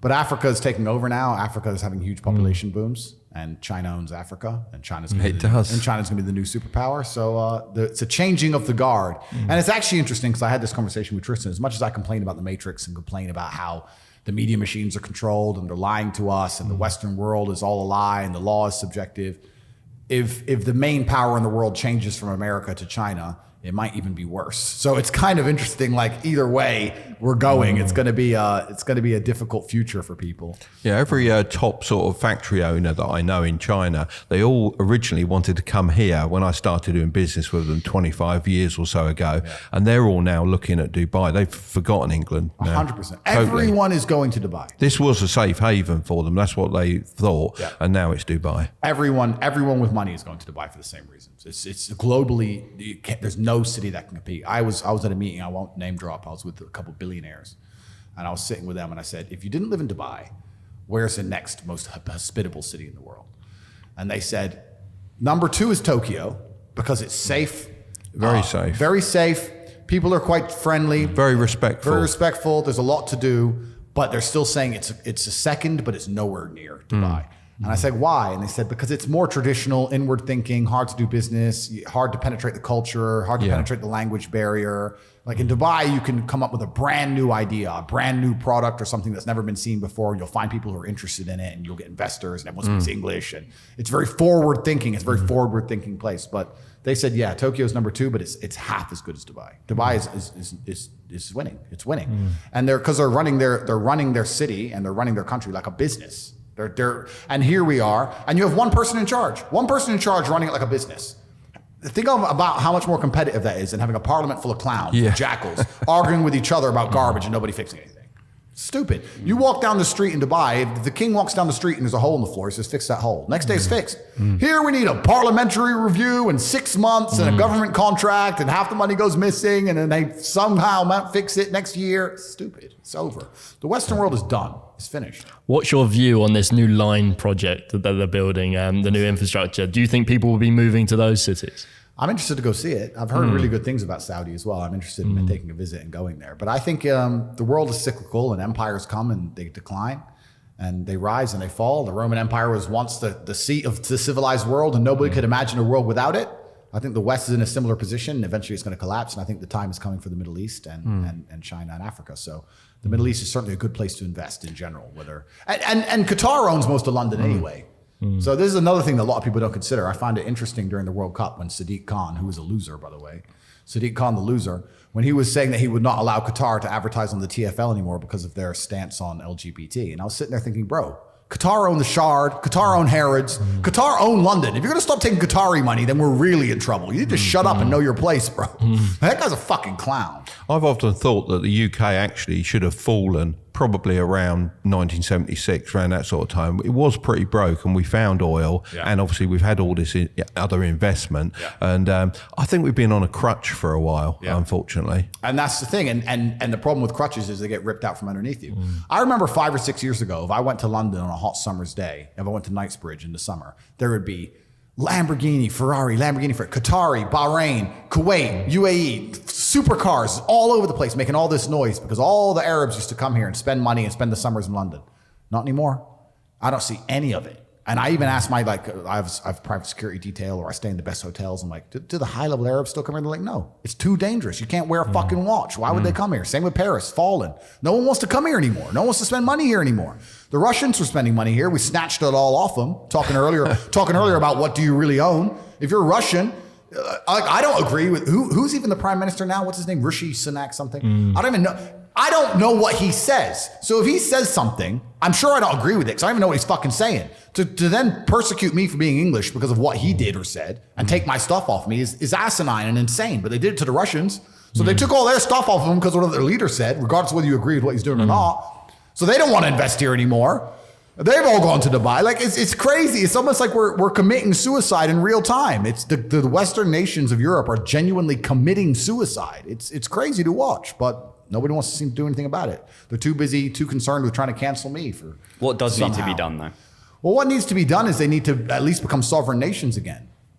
I don't want to get assassinated, and I would never kill myself. But these globalist ideas and these globalist regimes, they destroy the idea of sovereign nationality. So if they have an idea that they want to purport and push, you have to subscribe to it. There are currently Western European nations which are committing energy suicide to support a war that has nothing to do with them because they've been commanded to from above. They're not a sovereign nation. Any sovereign nation would sit and go, well, our constituents matter more than this over there. But they don't do that. They sacrifice their own constituents and their own ideas and their own thing that's good for their own country to agree to some religious ideology above them that they're getting fucking force-fed. That's the trouble. And then that's how wars start, isn't it? You get dragged in by other countries, and then before you know it, it's a world war. Yeah, well, don't we need energy? Like, has everyone forgotten we need energy? But I was like, no, we don't need energy. We need to do this dumb shit. I don't even want to say the countries involved. Everybody knows what I'm talking about. Of course. But it's clown world, and none of these countries are even sovereign anymore. So it's insanity, and that's one thing I also respect and love about the Middle East. You know who the boss is. Who's in charge of England? I'll ask you guys. Do you really believe Rishi, whoever, is actually the boss of this place? No. It's the puppet masters. Of course, he can't do shit. Who's the boss? Nobody even fucking knows who the boss is. You wonder why it's fucked. No one knows who's in charge. Whoever's bossing the USA, whoever's bossing them, I don't mean the president, they're bossing us. Absolutely. And this is the exact point. You don't even know who's in charge anymore. No. And if you kick off and you get really upset, they just take the fucking person who's supposed to be in charge, flip them out to shut you up, and they continue to do whatever they want. It's all clown. So have we passed the tipping point? Is there a return or is there no return? Well, God has a plan. The universe has a plan. The world is cyclical. You can't be in charge forever. I think the Western world is time is numbered, and I think it's up, and it's time for someone else to be in charge. We'll see if they do a better job of it. We're going to see how it goes. It's going to be interesting. Certainly interesting. We've talked about supercars and watches to flex. Obviously, the biggest flex, I've heard you say this before, is having a woman on your arm. Do you think the majority of average Joes should strive to have multiple women? Yeah, I get asked this a lot, and I think it's kind of misunderstood. I want to try and clarify this because I ask it a lot. People think I'm advocating for a man to go and have a bunch of women. That's not exactly what I'm doing. What I am saying is that female nature, not even masculine nature, female nature is if they find a man of high enough status that they're happy for him to have multiple women. That's the point. It's an observation on evolutionary biology. It's not me sitting trying to tell men what to do. Do you think they could have the same kind of connection if that man isn't loyal to them and only them? Well, I'm not a female. I'm just commenting on the fact that if Chris Brown walks into a club, every girl screams and wants Chris Brown, and none of them expect him to be loyal because of his status as a man. So, but then would they be loyal to him though? I think they would. If you look at a history book, every king, every sultan, every emperor, every sheikh, every ruler, they all had multiple wives, mistresses, and they were all loyal to him. Because they're top of the pile. Because they're top of the pile. But were they worried that they were going to get killed back in the olden days when it's like the king and stuff, and if they did something against him? Yeah, I know what you're saying, but if you look at the world today, I'm telling you right now, if you're a very famous actor, for example, and you decided you want to have 3 girlfriends, it would be very easy for you to have 3 girlfriends. Now, those girlfriends would get a lifestyle off of you, of course. They would benefit from sharing you. They would take away a lot of their jealousy, and it'd be replaced by gratitude because of the lifestyle they're being afforded. But that's because you're top dog. So I'm not sitting out here telling every man, go get a bunch of multiple women. I'm saying that women themselves have shown us that if you're a high enough status male, your idea of being sexually exclusive to them isn't all that interesting overall. It was different previously, perhaps, or I understand some people are happily married and some people don't like the idea of the things I'm saying. That's fine. I'm just making a commentary and I'm speaking from personal experience. If I were to go out and meet a new girl and she were to sit with me and talk to me, and someone were to say at the end of it, do you think he's going to be loyal to you? She'd go, well, probably not. Do you want to see him again? Yes. That's the reality of the game. That's the way it's always been. Do you think it changes when they're looking to settle down versus to have a fun lifestyle? And then again, it's interesting because there's another interesting observation in terms of when women decide to settle down, right? Because women don't often want to settle down at the peak of their sexual options and value. Women are seen as most valuable, let's say at 23 or 24 or whatever. When they're most valuable and they're most beautiful and they have the most options and the most Instagram DMs and the most invites, they don't want to settle down. They want to go to Dubai. They want to go to Hong Kong. They want to go to Miami. They want to run around. They want to have all this fun. They want to party. And then they get to 30 and there's a new generation of girls getting all the options. And now they start saying, well, you know what? I want a serious man. Well, of course you do. Of course you do. Of course you do. The Instagram's dry. Of course you want fucking serious Obviously, we're man. generalizing here. There are people that do. Of course, and I am generalizing, but you have to make a generalized point. So when I say these things, I'm not trying to say to every man, go get a bunch of women, da-da-da. But I also use that as an answer when a man says to me, because some men say, look, I like the idea of having, let's say, a bunch of women or whatever. So then you better become important. That's the only way you're going to do it. You become important. You're not going to do it if you're a brokey. I mean, you could, but it'd be a different scenario for the women to actually accept it and be semi-happy with it. And when I say these things, of course, I'm called misogynist and attacked by Shanty, fucking whatever her name is. I can't remember. I mean, neither. I just remember Shanty. The Guardian. The Guardian. In most of the world, this is the reality. Go to Africa and find the rich dude in town. He has wives. Go to the Middle East, find the rich dude. He has wives. Go to Russia and find a billionaire. He has his wife and he has his mistresses. Like, this is just the way the world is. I don't know why everyone's afraid to just say it. In the Western world, we have this fake veil of absolute moral superiority and we're better than everyone else and da-da-da. But if you actually hung around enough billionaires like I have, and you've been around enough rich, important people in private scenarios, you will soon see that everyone does the same thing. Just in the West, they fucking lie. And everywhere else, they can be honest about it. It's always been the way. It's only over here we're like, no, never, no. It's a clown world. I don't know. I think there's something special about monogamy and being with one person versus then seeing other people and breaking that bond. I understand that. And that's the great thing about life, because we're all individuals and we all get to make our own choices. And we can do whatever we want to do. And if I or you or anyone wants to be monogamous, we're allowed to be, and we can be. That's fantastic. My observation is that a woman expects monogamy or expects sexual exclusivity of a certain class of man, and you can get to a critical point, a higher echelon where she doesn't cross her mind. That's my observation. Yep. Now, it doesn't mean you have to cheat. Doesn't mean you're obligated to run around with a bunch of wives. But See, I've never seen you actually talk about cheating. Like, you're always very upfront with the girls you're seeing. I don't call it cheating. Yeah. And it's not even about being upfront. I don't sit and say to you, hey, nice to meet you. By the way, I'm going to have this many girls. That's not how it is. I just think that when a woman truly respects you and she knows the kind of caliber of man you are and she knows how desired you are, she'll just turn a blind eye to a lot of things because she just gets it. She's like, okay, that's Top G. He's been away for a month. Whatever. Can't wait to see you. Miss you. It's not about being brutal and sitting there saying, hey, guess what I did? Like, it's not like... I think they kind of know what they're signing up for, though. And that's the important thing. When you buy a Nissan, you know you're getting something reliable. When you buy a Ferrari, you know you're getting something sexy that comes with problems. Everybody understands what they're signing up for. And that's the reality. And females understand extremely well what if they're chasing, and it's their decision, because a female doesn't have to go get a famous dude. She can go get some other dude. If that's her number one concern is sexual exclusivity, she can get a normal dude. But if she's gonna go out there and go, no, I want this guy who is this, she's gonna have to sacrifice something. You have to sacrifice reliability with your Ferrari. That's the game. Once you get to that kind of higher echelon of men, that level, how do you tell whether a girl is a gold digger or just wants a nice lifestyle? It's a good question, but I don't see why men are scared of gold diggers, because they can't get gold unless you give it to them. You must be a total bitch to like accidentally get gold dug. Buy me this. No, fuck off. Well, you must be a dummy. Yeah. And then also... Well, a lot of guys aren't strong enough to say no, are they? Because maybe that girl is a little out of their league, shall we say? Yeah. So that's why it's not a no. And it's a gray area, right? Because also, I don't think there's anything wrong with a woman expecting a nice lifestyle. I think it's all relative, right? If you're a normal person, or even in a normal couple, a woman still wants her man to provide and protect and work and pay for the house and the family. Women expect you to provide and protect. It's evolutionary. That's how we're designed to be. So I don't think a woman expecting a lifestyle from a man is a bad thing. If I was a woman, I would expect a lifestyle, that's for sure. And depending on your man's lifestyle, depends on the kind of lifestyle you expect. And then it gets into a blurred line of people say, well, she's just with you for money. I'm like, well, if she's just with me because I take care of her problems and I make her feel happy and I make all her stress and anxiety go away and she gets to have fun with me, you're saying that with me for money. I'm saying she genuinely likes me because that's what I provide. Because I provide. So all those things end up with her having genuine emotion for you. So unless it's like a straight transaction, like a day rate, unless it's like a straight transaction, what happens is if you take care of a woman, people say she's gold digging, but if you take care of her, she'll genuinely love you because you're genuinely the person who gives her nice things and takes care of her and makes her smile, makes her problems go away. And then you look at it in the inverse. If she's with me only because of my competence and my money and my capability to bend the world and my power, and you're calling that gold digging, I call that genuine attraction. You look at it the other way around, and I'm with her because she's happy and makes me smile and she's gorgeous. Am I just with her for her looks, or am I genuinely attracted to her? So attraction's a blurred line. It's hard to draw where pure gold digging is. Gold digging is, hi, buy me this. I don't even like you. I'm not sleeping with you. Get me this. But then if you still do it, you're a dumbass.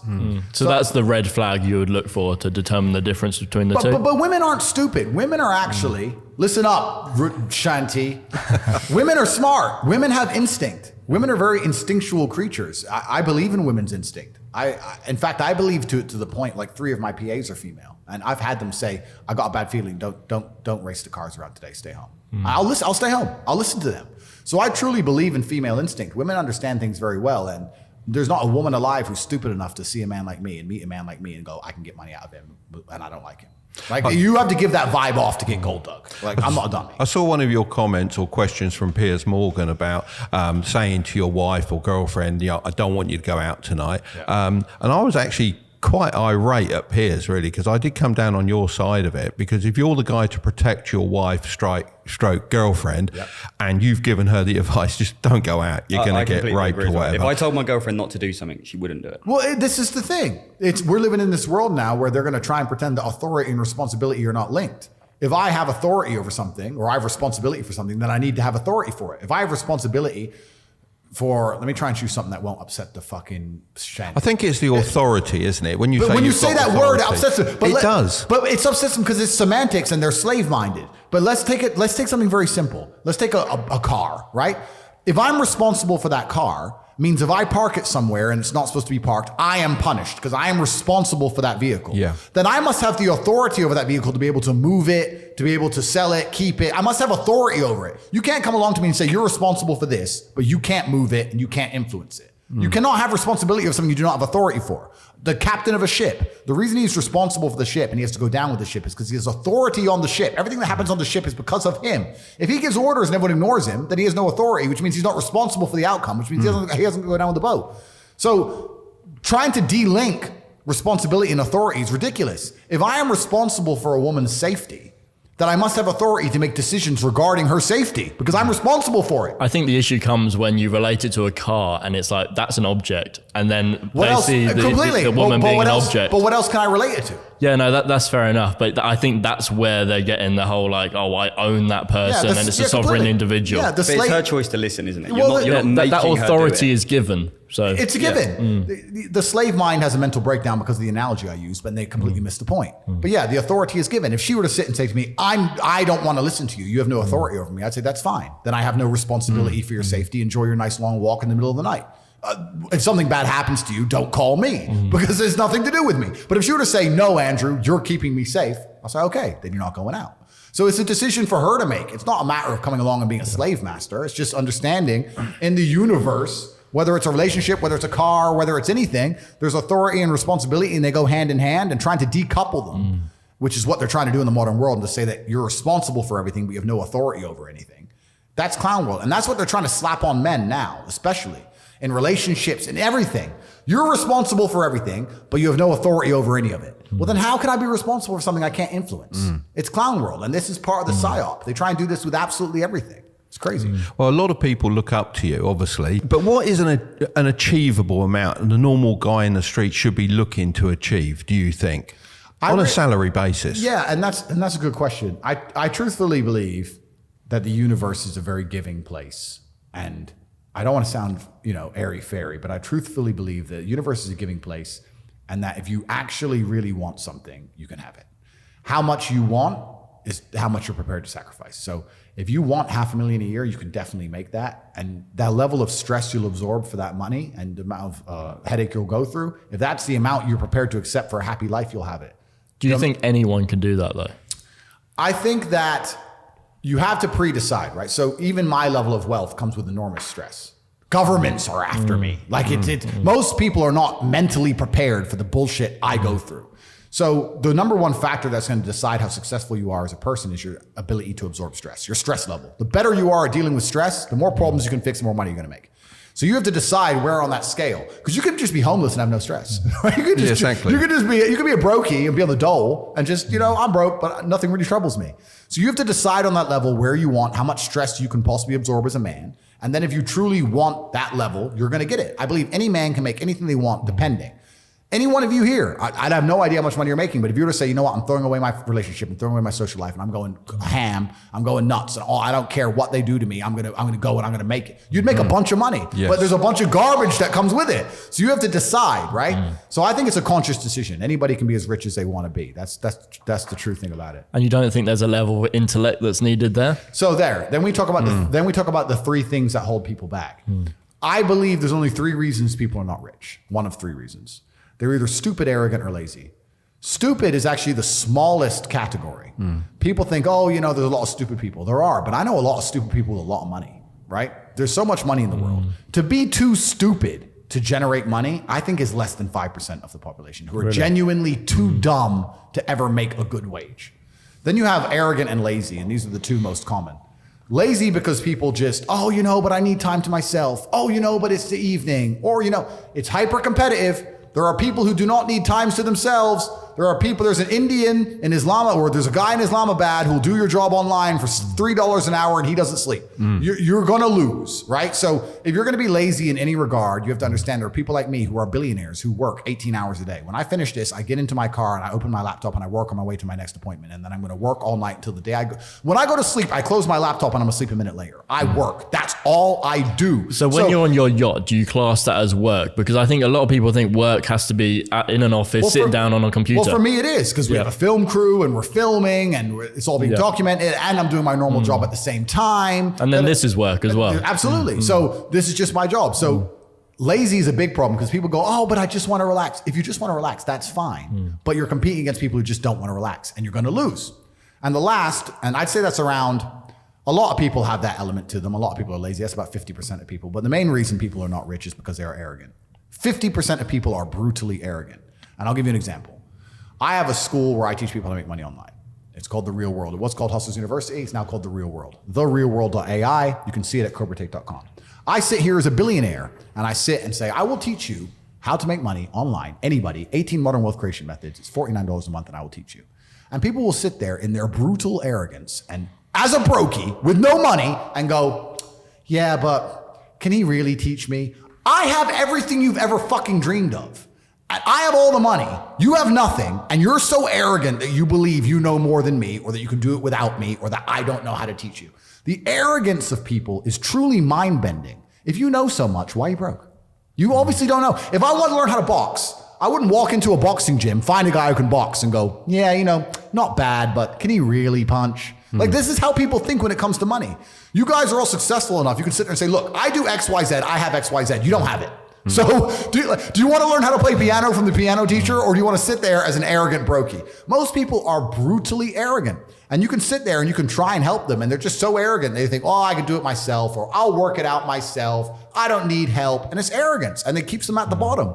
Everything great that's happened to me in my life, someone taught me. I had a kickboxing coach. My dad was my chess coach. You get taught things. To sit there and think you're too good to learn, well, this is the problem. Most people are broke. Most people are broke because they're arrogant, bro. It's the truth. It's nothing to do with how stupid they are. They're just arrogant people. How did you seek out those mentors? You talked about your dad teaching you chess and everything. So how did you find the other people in your life? Because not everyone has a father figure. Yeah, that's true. And I found my kickboxing coach to a degree by accident. But I've always been a person who's been looking for absolute competence in the people around me. It's just mind-bending to me that people are walking through this world without understanding a very simple life hack. If I wake up and I want to learn how to bake cupcakes, my instant reaction is, who can bake cupcakes? Let me go talk to the person who can bake cupcakes. It's easy, really, isn't it? It's easy. It can be pretty simple. It's a shortcut, isn't it? It's a shortcut. So I want to make money. Well, who makes a bunch of money and who's telling people how to make money? Well, let me go listen to them. Let me get closer to them. But people just have this arrogance inside them. They don't want to. And I think a lot of the problem with people, especially in the world today, is they misunderstand the difference between a dream and a plan. And nothing good in your life is ever going to happen by accident. If you see a guy in fantastic shape, you don't say, how'd you get in great shape? And he goes, it just happened. Oops, I just fell. And no, he ate a specific way. He trained a specific time. He did specific things for a specific outcome. And it's the same with finances. And most people who are broke, if you say, do you want to be rich? Yeah, I want to be rich.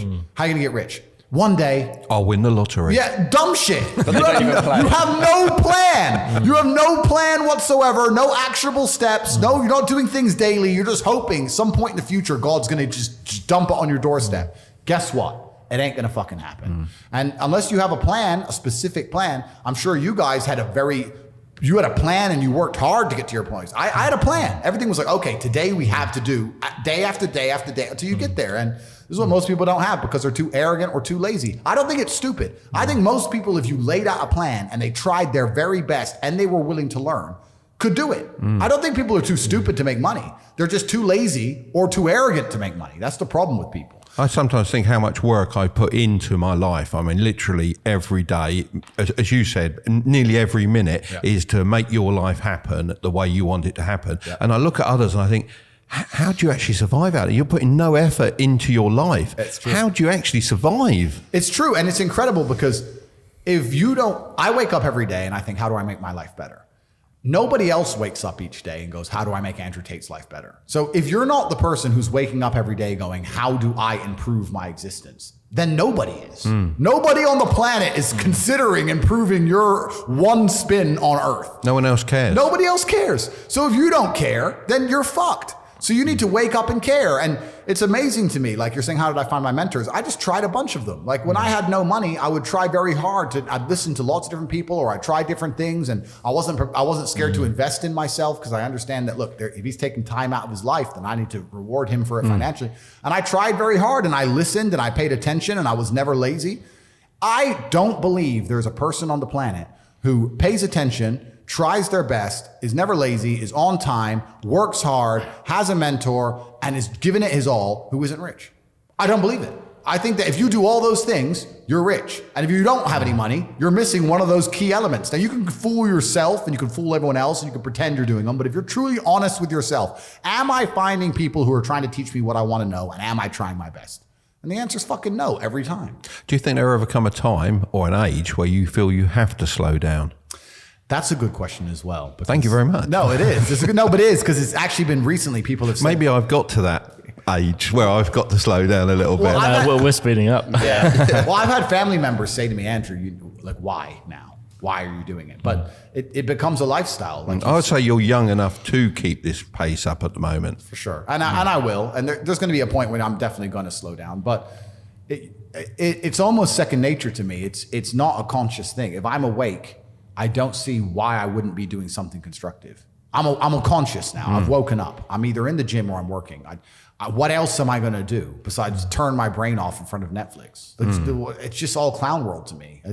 If I'm awake, it's work or training. And that's how I've always lived. And that's just how I'm going to live as long as I can. If I get to a point where I fully need to slow down, then I'll slow down. So you talked about dreams and plans and how they're different. How does someone, I feel like there's a mental barrier in between actually taking action and finding the mentors and stuff. How do you break that barrier? Is that through watching like your content online? Well, it's interesting about watching content because watching content can be a double-edged sword. You can learn a bunch of things, and everyone at home here, I like to feel like they're getting value and they're learning things. But there's also the other edge of people who feel like if they just watch a bunch of shit and do nothing, that they're taking action. They feel better about themselves, but they're not actually taking action. Yep. You know, so you have to balance the two carefully. Ultimately, it's going to be action that shapes your world. Ultimately, you're going to have to do something. So if you're watching something, you should be very conscious of what it is. I mean, I've created my reality, absolutely. I've cut out all bullshit in my life. Like, I don't have TikTok installed on my phone, band. So I don't have anything. I don't have anything installed on my phone. I don't absorb any bullshit, fucking random entertainment. I don't watch any podcasts of anyone else. Like nothing. I don't need to. Obviously, you watch the Strike It Big podcast. Of course. Sorry, I watch Strike It Big podcast. But I get a daily report at the end of each day and spend 4 minutes analyzing. I get what I need in 4 minutes. Read the piece of paper, boom, done. So I've tried to be very, very efficient with it. But yeah, you have to be careful if you just watch too much content. Like you guys have a website, right? And you teach things. I have a website, I teach things, whatever. If you watch this podcast and you've genuinely learned things from it, then you should be on one of the two websites by the time the end of the conversation ends. If you're going to watch the podcast and go, yeah, they're all pretty smart. Anyway, then you've wasted your time. I get it in the comments where people have got what you've said. They've got it. And they reply to you, I've got it. My reply is, well, action it. Because nothing's going to happen. It's no good you just getting it. You've got to action it. You've got to look long term at it and keep going. Completely. It's action that shapes the world. So if you're going to watch something, it needs to either tell you what to do or inspire you to take action. If you're not going to take action, you're going to fail. That's the reality of it. Do you read books? Because Kai is. I always read books. I love books, but Kai doesn't like reading at all. I think I would say that YouTube changed my life. watching content. Yeah, I took action, obviously. I feel like you only get the surface level through YouTube, though. So I got roasted on Twitter for this. So they attempted to roast me, but they can't because I'm me. But I said that I don't read books and I'm very anti-reading, and it upset a whole bunch of people. My problem with reading is not that there's not good information there. It's too slow. It feels slow. I'm with him. It feels slow. I just feel like I don't have read a bit faster. Yeah, perhaps. I don't have the hours. I'm now at the point where I will hand the book to my PA and say, give me a 2-minute surmise, you read it. Like, for me, that's just where I am. But also, you know, life teaches you a lot. And I think a lot of people are not very self-reflective of their own lives. I don't think you can read a book and that's great. But I think if you're living an interesting life, if you were to take half an hour a day to actually sit and go, okay, what good has happened to me today and what bad has happened to me today? Why have those things happened and how can I prevent them from happening again? Most people don't, that kind of crap doesn't even cross their minds. Like every day I will sit at the end of the day and go, what bad has happened to me today? How did that happen? Did I get caught slipping was I on the street and some guys come up to me and it could have been a dangerous situation? Like, how could I genuinely have improved my reality? And you can self-reflect and teach yourself everything. But that's total ownership of your life, isn't it? But you have to have. But a lot of people don't. You have to have ownership of everything good that's ever happened to you and everything bad that's ever happened to you. I have complete ownership for the fact I was canceled. I don't sit there and go, oh, they're lying about me. Yes, they're lying, but I still own it completely. They're lying about me and they're talking shit, but I own it and I took responsibility for it. And I sat there and I took absolute accountability and I thought, okay, how can I turn this in my favor? And I beat them. If I'm walking down the street and it starts to rain, I take responsibility for that. I didn't have to be in rainy London. I could have been somewhere else. I could have brought an umbrella. Could have took a car. I am responsible for getting wet in the rain. And there's people out here who just don't take any responsibility for their own actions, let alone the weather. If you take complete self-accountability and you self-reflect, you can learn a whole bunch about life. But could you not just say that it's raining, this is unfortunate? No, but that's what losers do.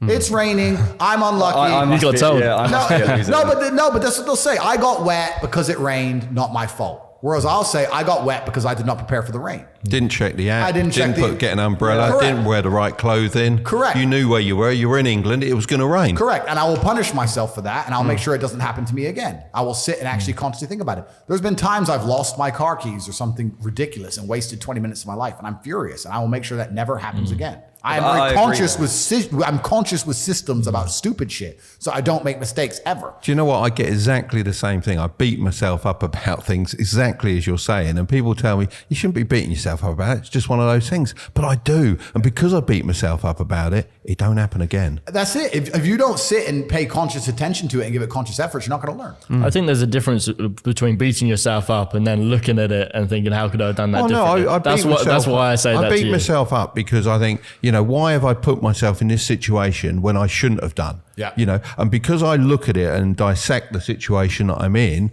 then I can learn from it. Completely. I bet you get caught in the rain again, though. I bet you I won't.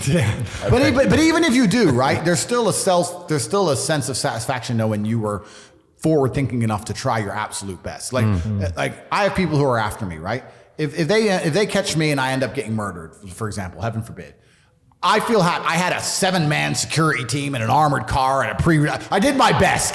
Took the precautions. Yeah, but if I'm just walking around like a dummy and then they get me, then it's a different scenario, right? So it is what it is. So you have to self-reflect. And I think that, reading's great, but if you take some time to look, I get this all the time. People say, oh, my girl left me. Why? I don't know. She just left. What do you mean you don't fucking know? Think about it. Why did she leave you? Oh, because she wanted If you think long enough, you'll realize it's because of you. You were not important enough to make her not want to leave. You can sit and say what she did and what she wanted, blah, blah. It's because you couldn't keep her. Because I could have kept her, so you couldn't. So it's your fault. And you're not self-reflecting. And then you're going to go into your next relationship. And because you didn't self-reflect and you haven't grown, you haven't done anything, guess what's going to happen? She's going to leave you again. So someone else that isn't taking full responsibility for his actions is Sam Bankman-Fried, with the whole FTX situation. What are your thoughts on that and crypto? That was a good segue, wasn't it? Brilliant. That was smooth. Smooth, yeah. Smooth. Smooth, eh? What, has he been arrested? Hasn't he been arrested He's now? been arrested, on multiple counts. Well, I was thinking he only donated $40 million to the Democrats and it looked like he was above the law. I was like, for $40 million to have absolute diplomatic impunity, I'll send my $40 million check right now. Yeah. So I think he donated to both parties, didn't he? Republic. It was Democrat. But he did one dark, so they didn't know about it, apparently. Perhaps.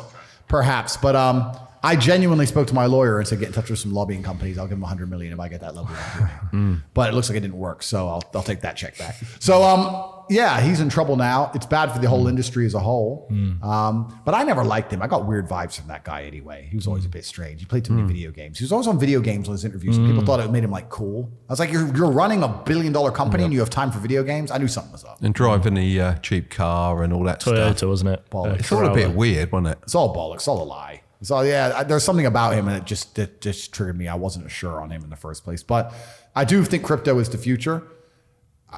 There's pros and cons to that because they're talking about CBDCs and that kind of thing. But yeah, Sam took a lot of people's money and I think he deserves to go to jail, and we'll see what happens. We made a video recently about how FTX going to zero, a big player going to zero, could signal the bottom of the market, and the fact that, you know, regulation has to come in now. So would you rather invest before the regulation or afterwards? That's maybe the question we should be asking ourselves. Yeah, I think with a lot of investments, it also depends on the kind of time scale you're working on and if you need the money. So like if I were to buy Bitcoin at, what is it now, 16,500? Yeah, about that. If I were to buy Bitcoin now and I need that money in exactly a year, then the price matters. But if I buy Bitcoin now and I'm never going to need the money, then I just sell when it goes up. It might take 10 years, it might take 20 years. Who cares, right? So a lot of investments is about how badly you need the money. It's the same with a lot of things. So I don't really time the bottom of markets so much now. What I do is I put in money I'll never need. So I'll just say, I'll buy Bitcoin at whatever and just go, well, I refuse to lose. And so I'll just wait it out. Like I'll wait 4 years, 8 years, 15 years. Oh, look, I win. Boom. And let's be clear, you're not going to leave it on the exchange, are you? No, I'm not going to leave it on exchange. No. Get it in your nano ledger. That's right. That's right. You leave it on exchange, it's like leaving money in the bank, and I don't trust either of those things anymore. So, but yeah, I think with investments, but also in the whole idea of investing, I have people come to me and they say, look, I want to invest I think you need to be quite rich to invest in a significant way anyway. If you're living a normal life with a very normal wage, investing your £500 is not going to change your life. So what is the very best way to make money then in 2023? That's a good question, because that's what you should be trying to do. You should be trying to make money, because if you're maximizing. Yeah, because if you're a normal person with a normal wage and a normal income and you're focusing on investments, you're making a big mistake, because there's no way you can invest £500 that's going to grow into. Maybe you could pull off a lottery win shitcoin pump or something, but in general, with anything normal outside of this clown world garbage, which has vanished because the real world's back, because the last 2 years have been clown world. Now the real world's back and it's hard to make money again. There's nothing you can put £500 in without doing any work, and it's just going to blow up and going to make you a millionaire, right? So if you don't have significant money to invest, you shouldn't be focusing on investments.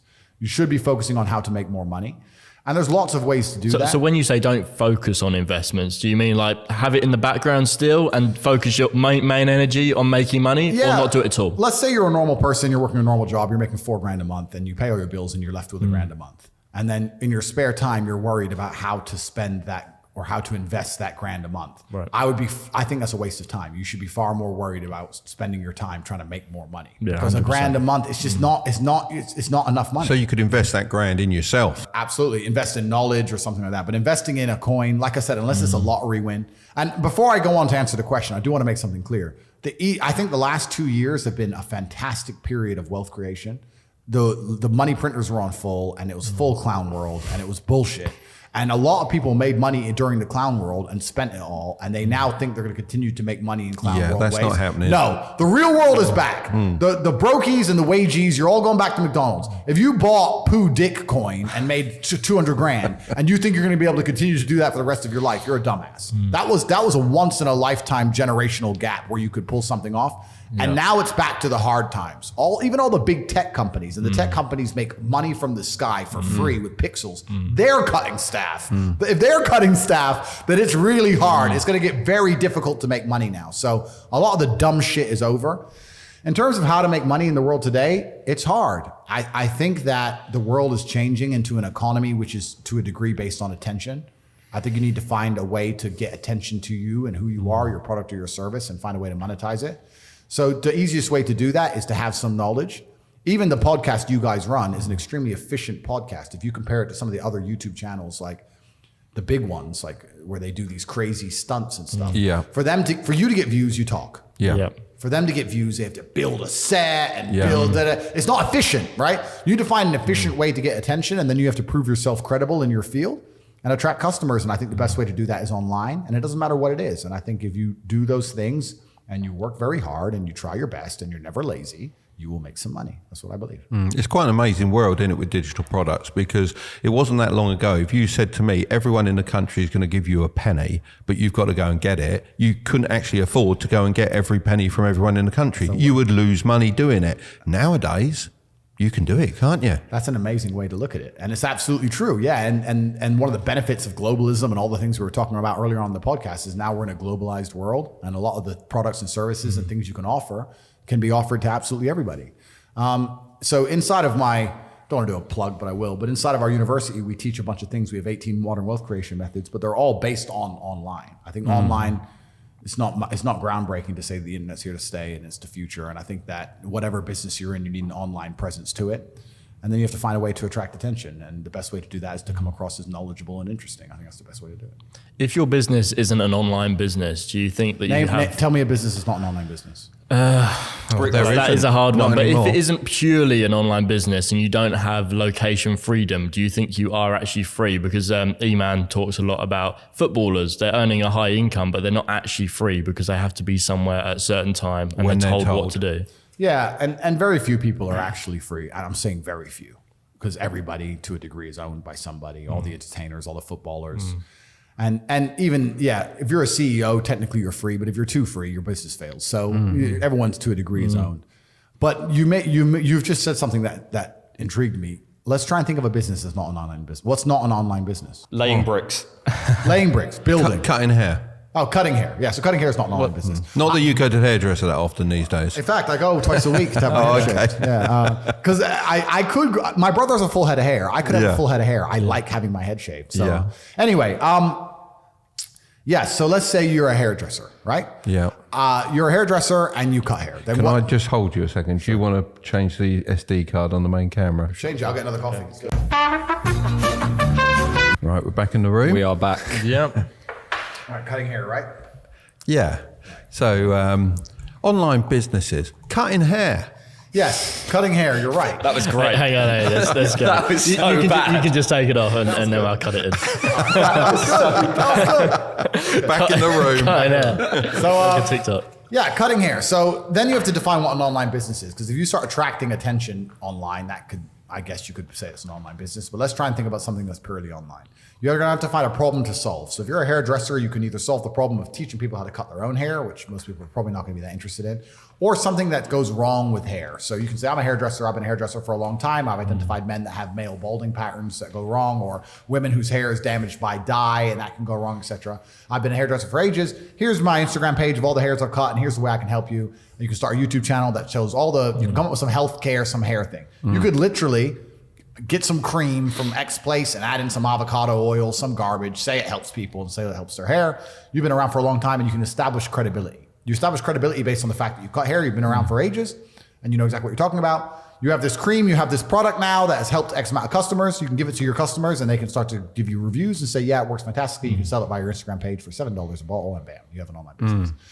Anything can be done, right? You can forget about the manual part of the business from that point So it's about on. transitioning. It's about establishing credibility and getting attention. It's almost as well building a brand, knowing what to put into the brand and what to actually discard. Completely. If you establish credibility and you gain attention, you'll make money. So I'll give you another example. I had a friend who was a personal trainer. He used to go to the gym every day and he used to train people.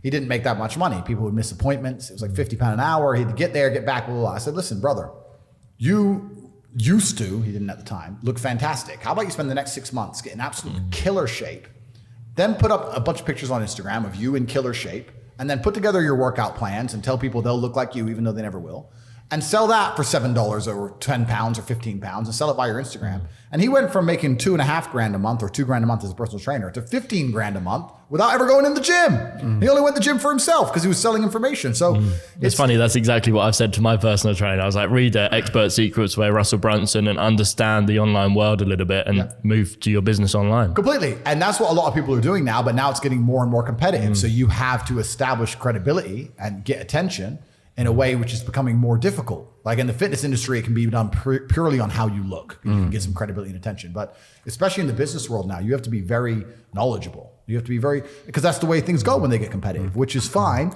But this all goes back and ties into what we were saying earlier on.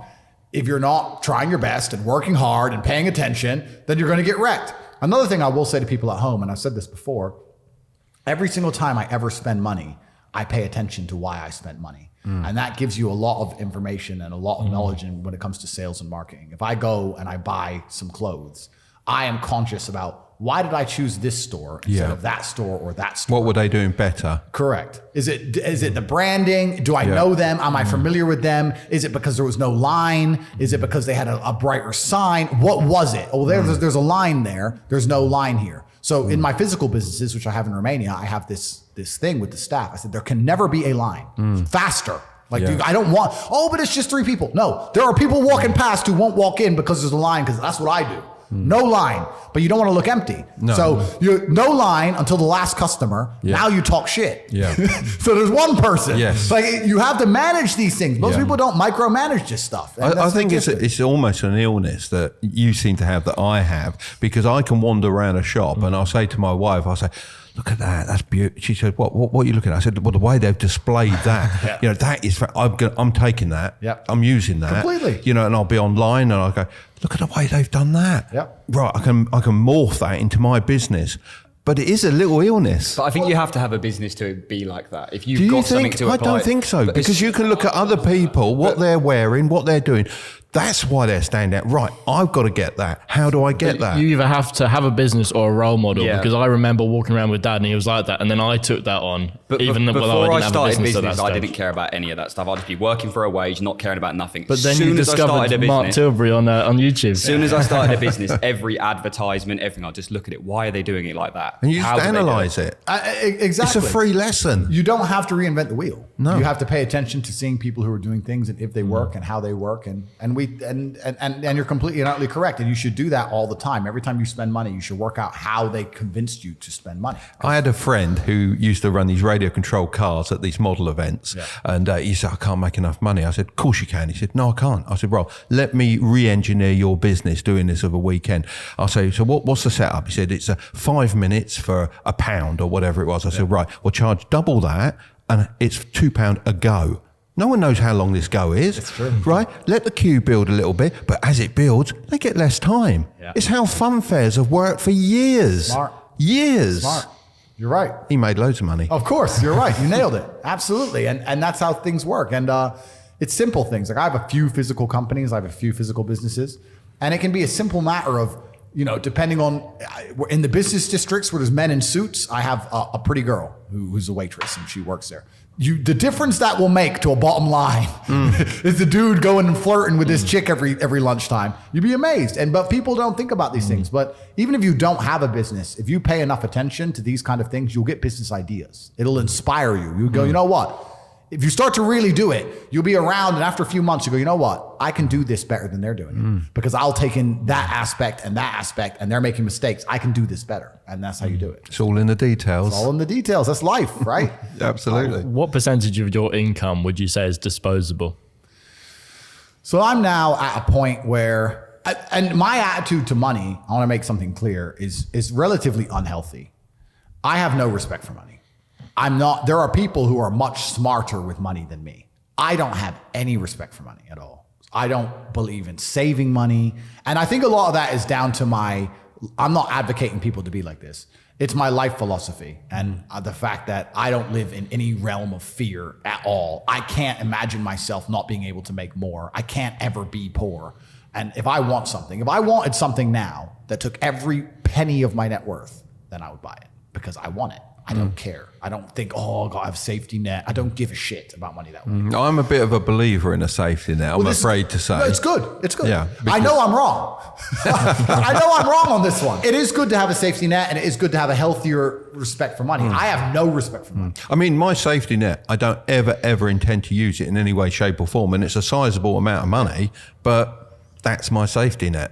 I don't need it. I can make it again. I can make more. It doesn't matter. Completely. And I have a safety net by accident because I haven't spent all my money, but I have never sat and thought I want something and that's too much. I'll give you an example.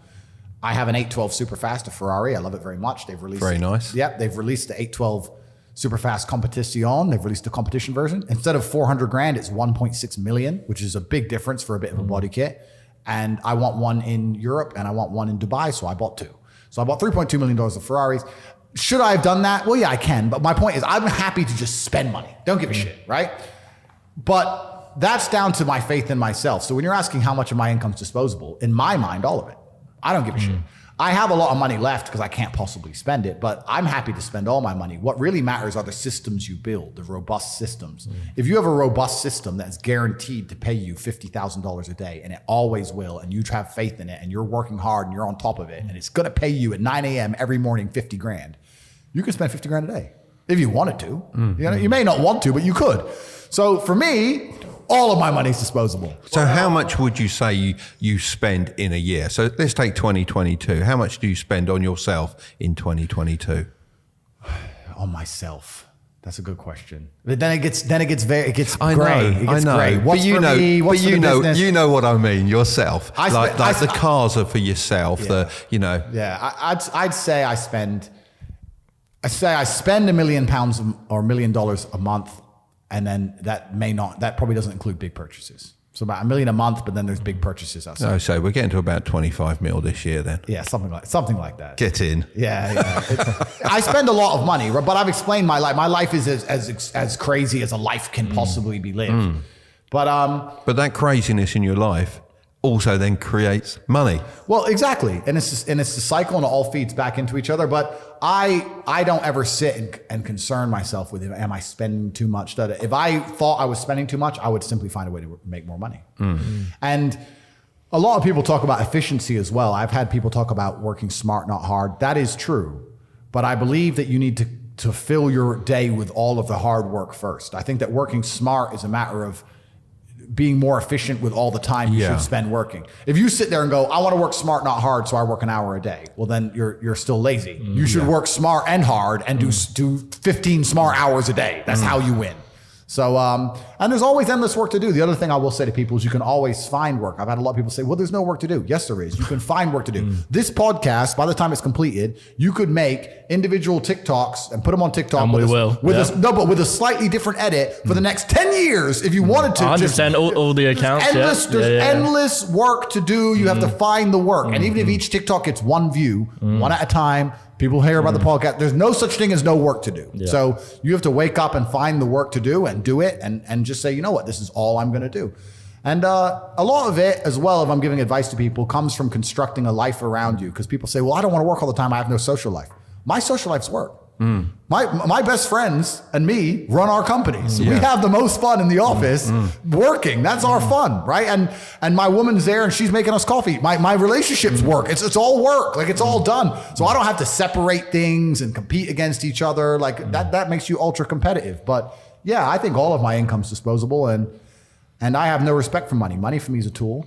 And I use it to get whatever I want and bend the world. So why do you think that's an unhealthy Because when I say that, there's going to be some brokey who spends all his money.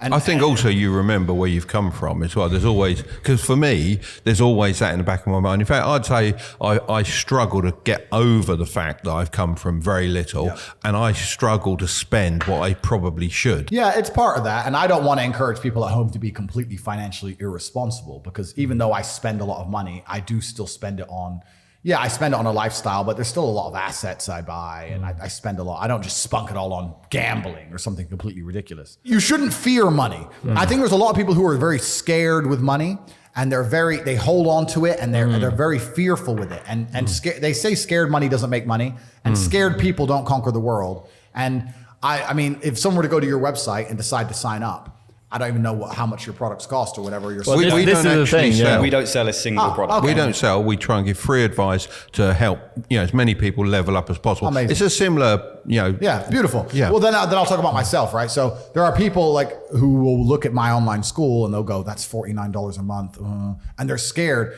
And I'll sit and say, you're so fearful over $49 a month. Your chance of getting rich are absolutely zero. Keeping that $49, the chance of it ever changing your life is 0%. So why are you scared to try? It's insane. I think the problem is a lot of people get into the saving habit. And the problem is, and what I try to get over to people, there's a limit to how much you can save, period. Yep.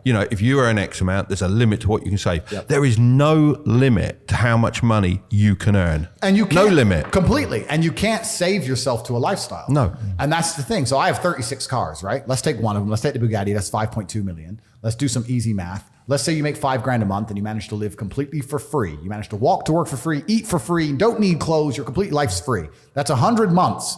How 100 divided by 12, that's 70 something years. You need to work and save for 70 years to afford one of my 36 cars in one of my 7 houses. You can't save yourself to the top. No. You can only earn your way to the top. So the idea of saving money, a safety net, knowing that you can have peace of mind, taking care of your family or your children, all that I understand. But truthfully, your goal when you wake up shouldn't be like, how do I save more money? That's scared. That's fearful. The universe and God does not reward fearful people or cowardice. There's a degree of cowardice in how do I save more, as opposed to the opposite. Well, I'll just go take more. I'll just go make more. I'll just go make more. If it costs me $400,000 to go see Dan Bilzerian, fine. I'll just go make more money. And it's that attitude. It's that entrepreneurial spirit. It's the abundance mindset. It's the abundance mindset. So money for me is a tool, and I get whatever I want. I went shopping in London 2 days ago. I spent, and me and Tristan sat and talked about it, because the coolest thing about being rich is talking about when you were broke. It's the funnest thing. In fact, I'm glad I wasn't born rich, because if I didn't have that, being rich would be boring in many ways. Yeah. It's only funny because you can talk about the olden days. 100%. So me and Tristan just spent $350,000 on Christmas presents, right?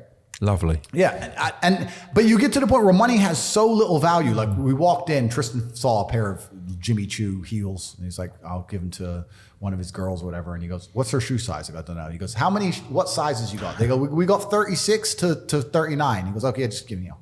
Just give me 11 pairs of the same shoe." Because money, instead of texting her and finding out her shoe size, just give me everything. They locked the front of the store. There's a huge line because me and Tristan are in there. No one else is allowed in. And money for us is a tool to shape the world. And I think that's what a lot of people also don't understand about being rich. You don't want to be rich. You want to be powerful. That's what really is going to satisfy you in your soul. It's the power. It's not the I can afford this, that. That's nice for a while. But really what makes you happy is there's 60 of these Bugattis on earth. Everyone wants one. Who gets one? I do. Because you can't have one. That's the fun of it, right? So it's power you're truly chasing. And if you want to be powerful, you can't be scared to invest money and spend money. A lot of people at home, if they want to make more money, need to invest in themselves. Yeah. They invest in themselves. And maybe they've been taught, well, if I just save. Let me say to everyone here at home, if you are saving less than 10 grand a month and you're just saving, your chance of being rich is fucking zero. You need to go and do something else and make more. Invest in yourself, get knowledge, pay attention to mentors, start another business, open something. You need to do something because you're not going to save your way to the top. The average person at home, you're not earning enough to ever save. If you never save 100% of your wage, you're still going to be broke. You have to get to a level of earning. And it's that spirit you need to have when it comes to money. And it truly is the abundance mindset is true. I remember when I was broke. I thought everyone was broke. You do. Because I was broke. 100%. And then you get rich and you start thinking, shit, everyone has money. Every supercar I want is sold out. Every diamond watch I want is sold out. The private jet charters are full. The yachts are full. Like, as soon as you get rich, you start Who are all these people that got money? Who are they? I was just in Dubai. And my houses are being built. They're going to be completed this year. I bought a bunch of them off plan. So I decided to rent. And I rented a house on the Palm. And it was $25,000 a day, dollars. And I rented it. And I'm sitting there. And the landlord comes and goes, I just got an offer for $35,000 a day. You need to leave. And I go, okay, well, I'll pay $40,000 a day. And then he came back and goes, the guy's offered $50,000 a day for a year.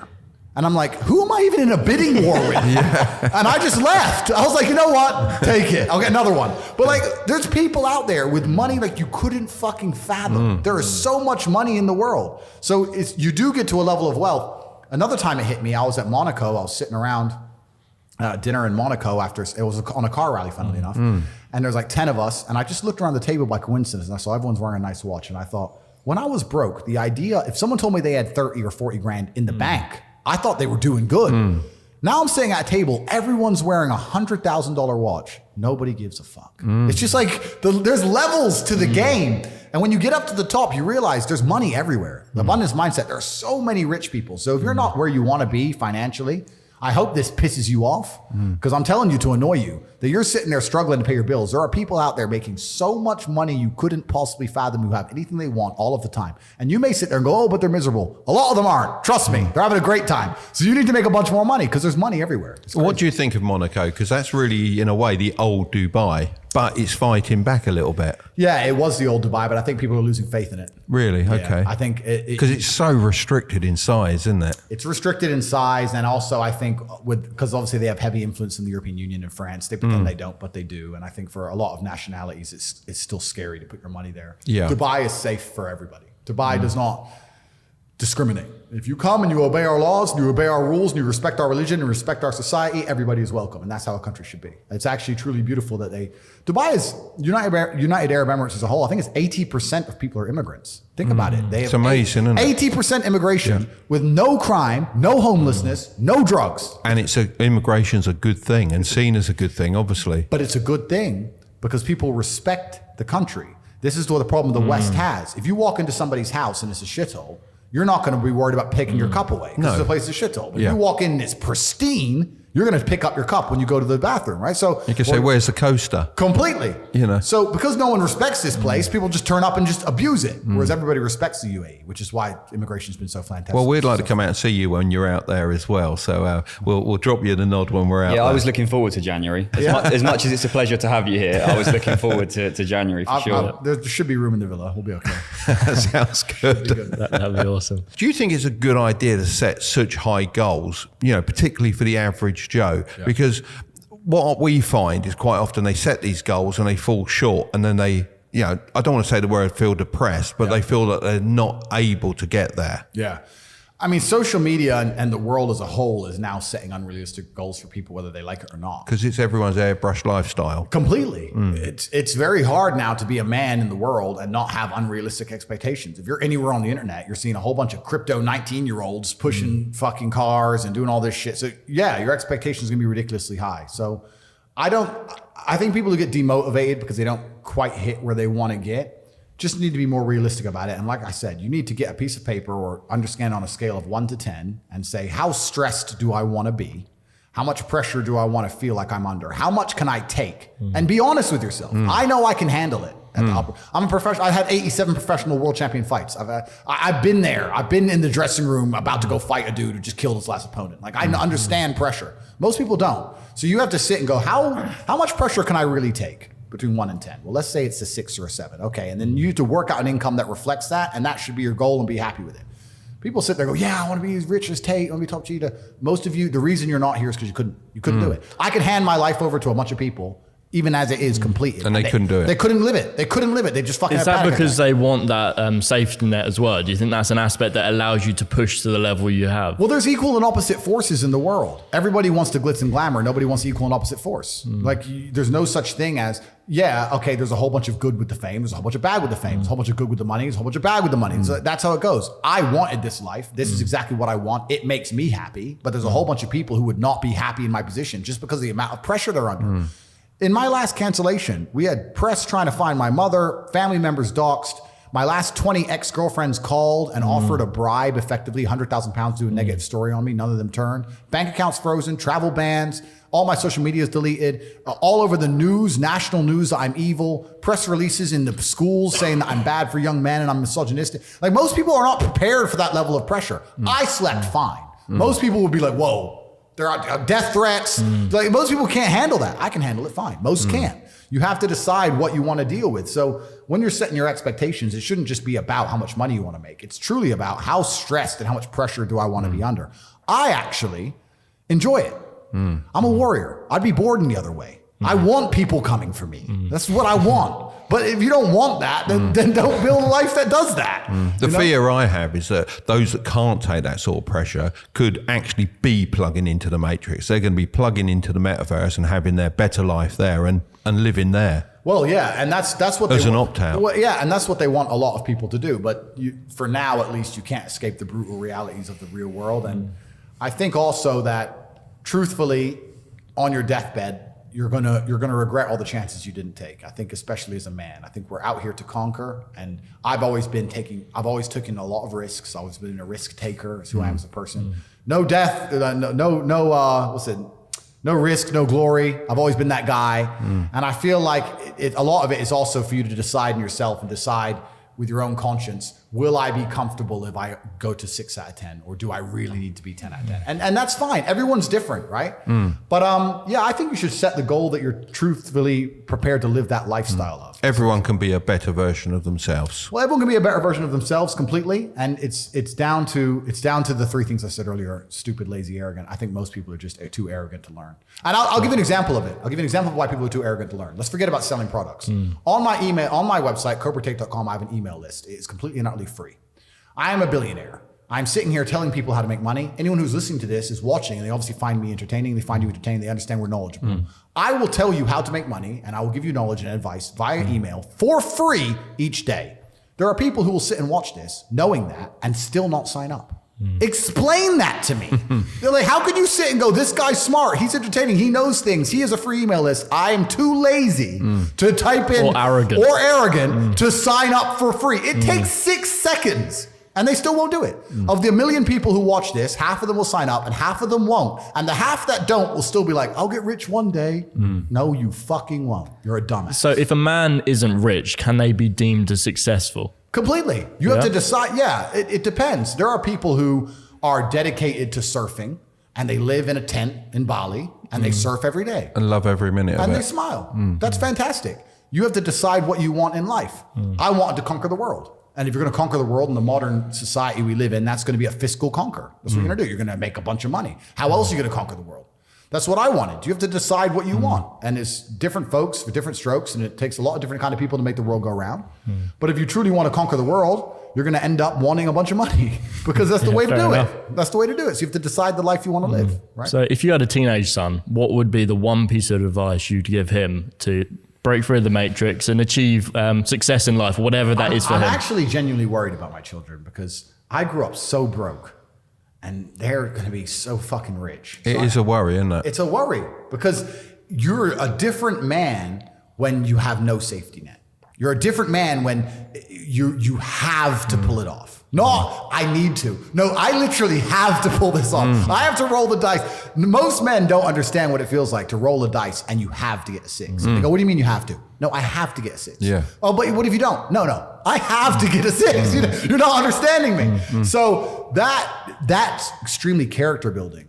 And for that reason, I'm going to make sure that my children, another thing that comes with it, I took a bunch of risks that I would never be comfortable with my children taking because this is the problem. You go soft, right? Yes. I was riding around on a motorcycle with no insurance, running from the cops. And yeah. I could have been splattered on the road. And I would never want my son to do that. But at the same time, I want him to be like me. Yeah. So it's difficult. It's hard. He can't go through the same lessons that you went through. Correct. And I think that's why you didn't give me everything. Yeah, it's very difficult. Yeah, Curtis has basically earned his way in life. He's done very, very well. But I wouldn't just give him everything. Absolutely not. Even down to a loan when he started his business, he needed a laptop. I said, well, you got to go and earn that money to buy that laptop. Well, he went to his nan, managed to get a loan off his nan, and I paid that back. But that's different. He's got it as a loan. He hasn't been given a handout, you know?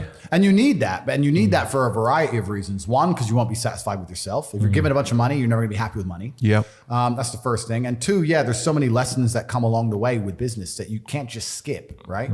So I know exactly what you mean. But as for my teenage son, I'm gonna try very hard to.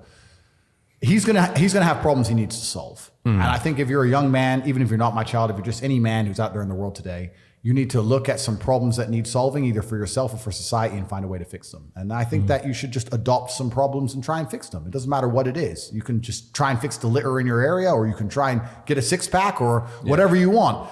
Men are builders. The modern world, call me misogynistic, the modern world was built by men.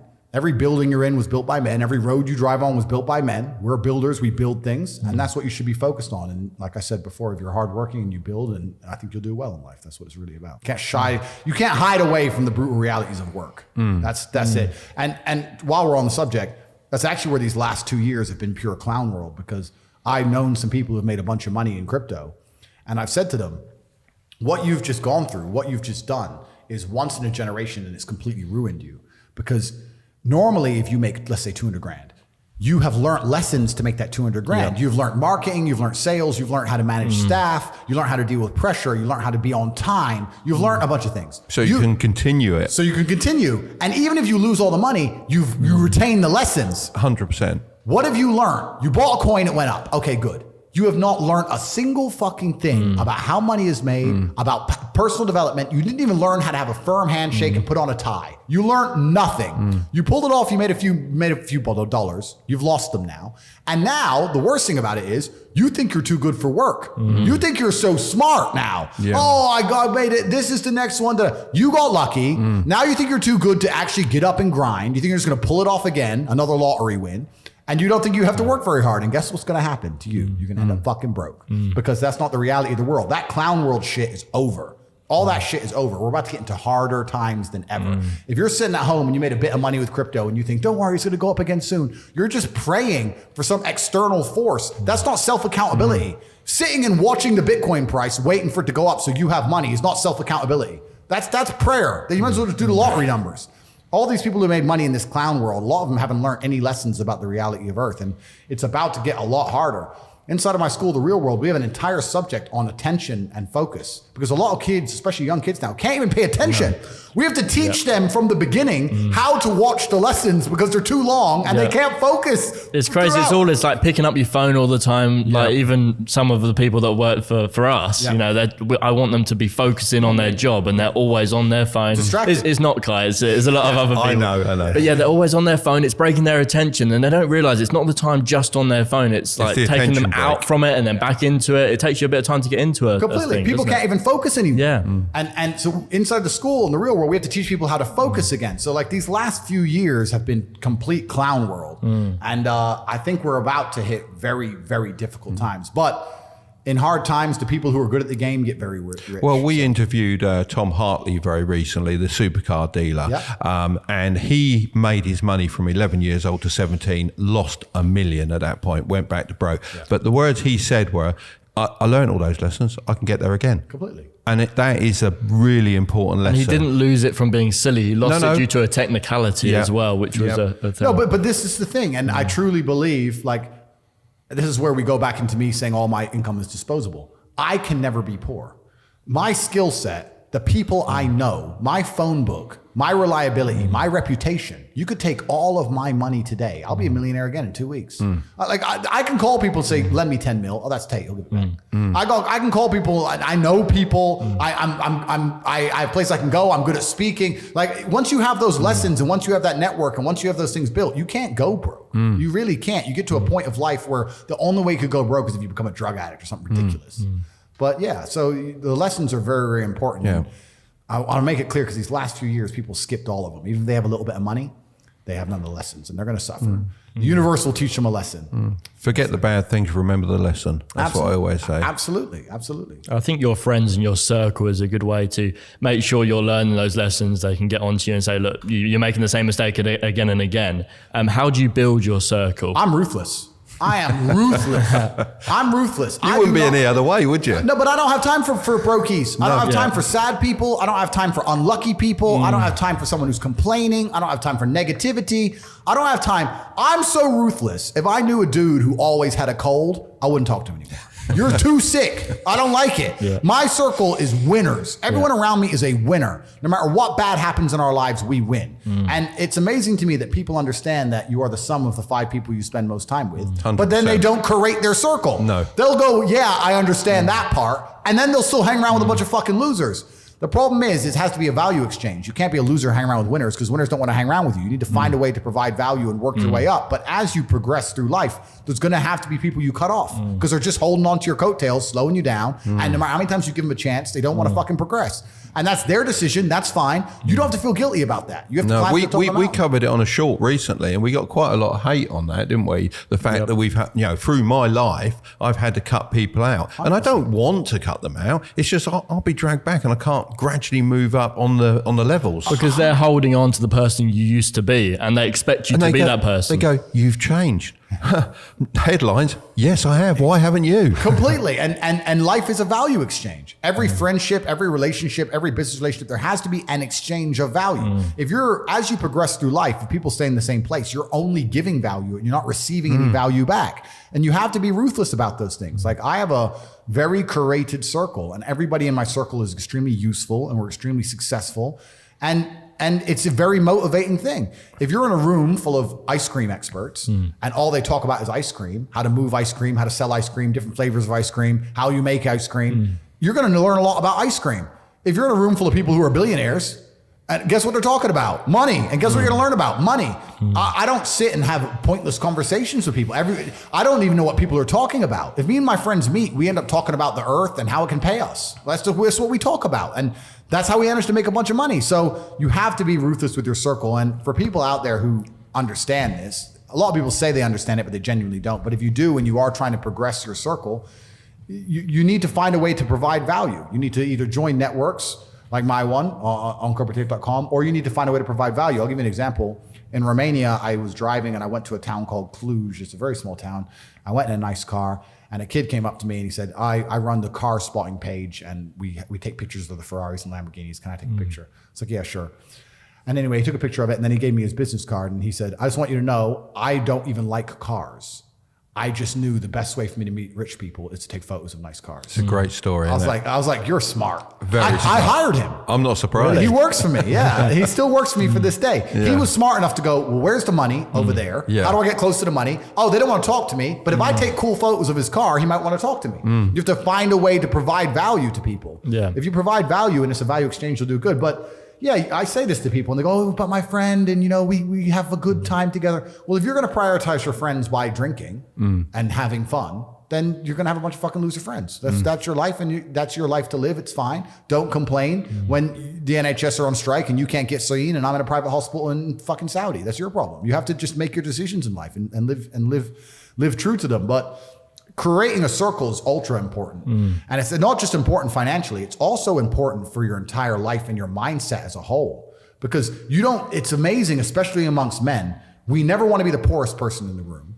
We never want to be the weakest person in the room. You never want to be, so if you're with a group of killers, you have now this massive expectation. It's almost like societal pressure and a positive force. If I go to my friends, I can't be the weakling. If everyone does X amount of push-ups, I have to do them. You might get dropped out. Yes, well, you don't want to. That's not happening. You don't want to feel that way, right? It's funny you say that, because when I first met Kai, he was so against working out, but now he started, because we all work out in the group. So he's getting there. But that's it. So you can get, just like peer pressure can be a negative, peer pressure can be a massive positive, and it can accelerate you towards the moon. You can get an upward spiral. So my team, it's not just about how we make money. It's also an entire mindset. I don't want to be the only scared one in the group. If me and my team, if me and my 6 closest friends are walking down the street and a couple guys came up to us with machetes, I know they wouldn't be afraid. So now I'm not afraid. Now no one's afraid. Now you're fucked.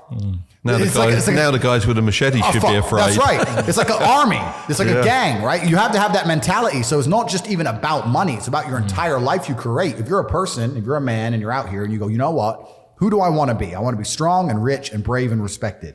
Then I need friends who are strong and rich and brave and respected. That's what you need to do. If you're going to say, oh, I want to be these things, but I hang around with this guy because we play FIFA together, then you can stay a fucking loser. And that is your decision. Stay a loser. I have no sympathy for losers. I want to make this another thing clear that ends up on TikTok and everyone cries their eyes out. I don't give a solitary fuck if you want to stay at the bottom of the societal totem pole.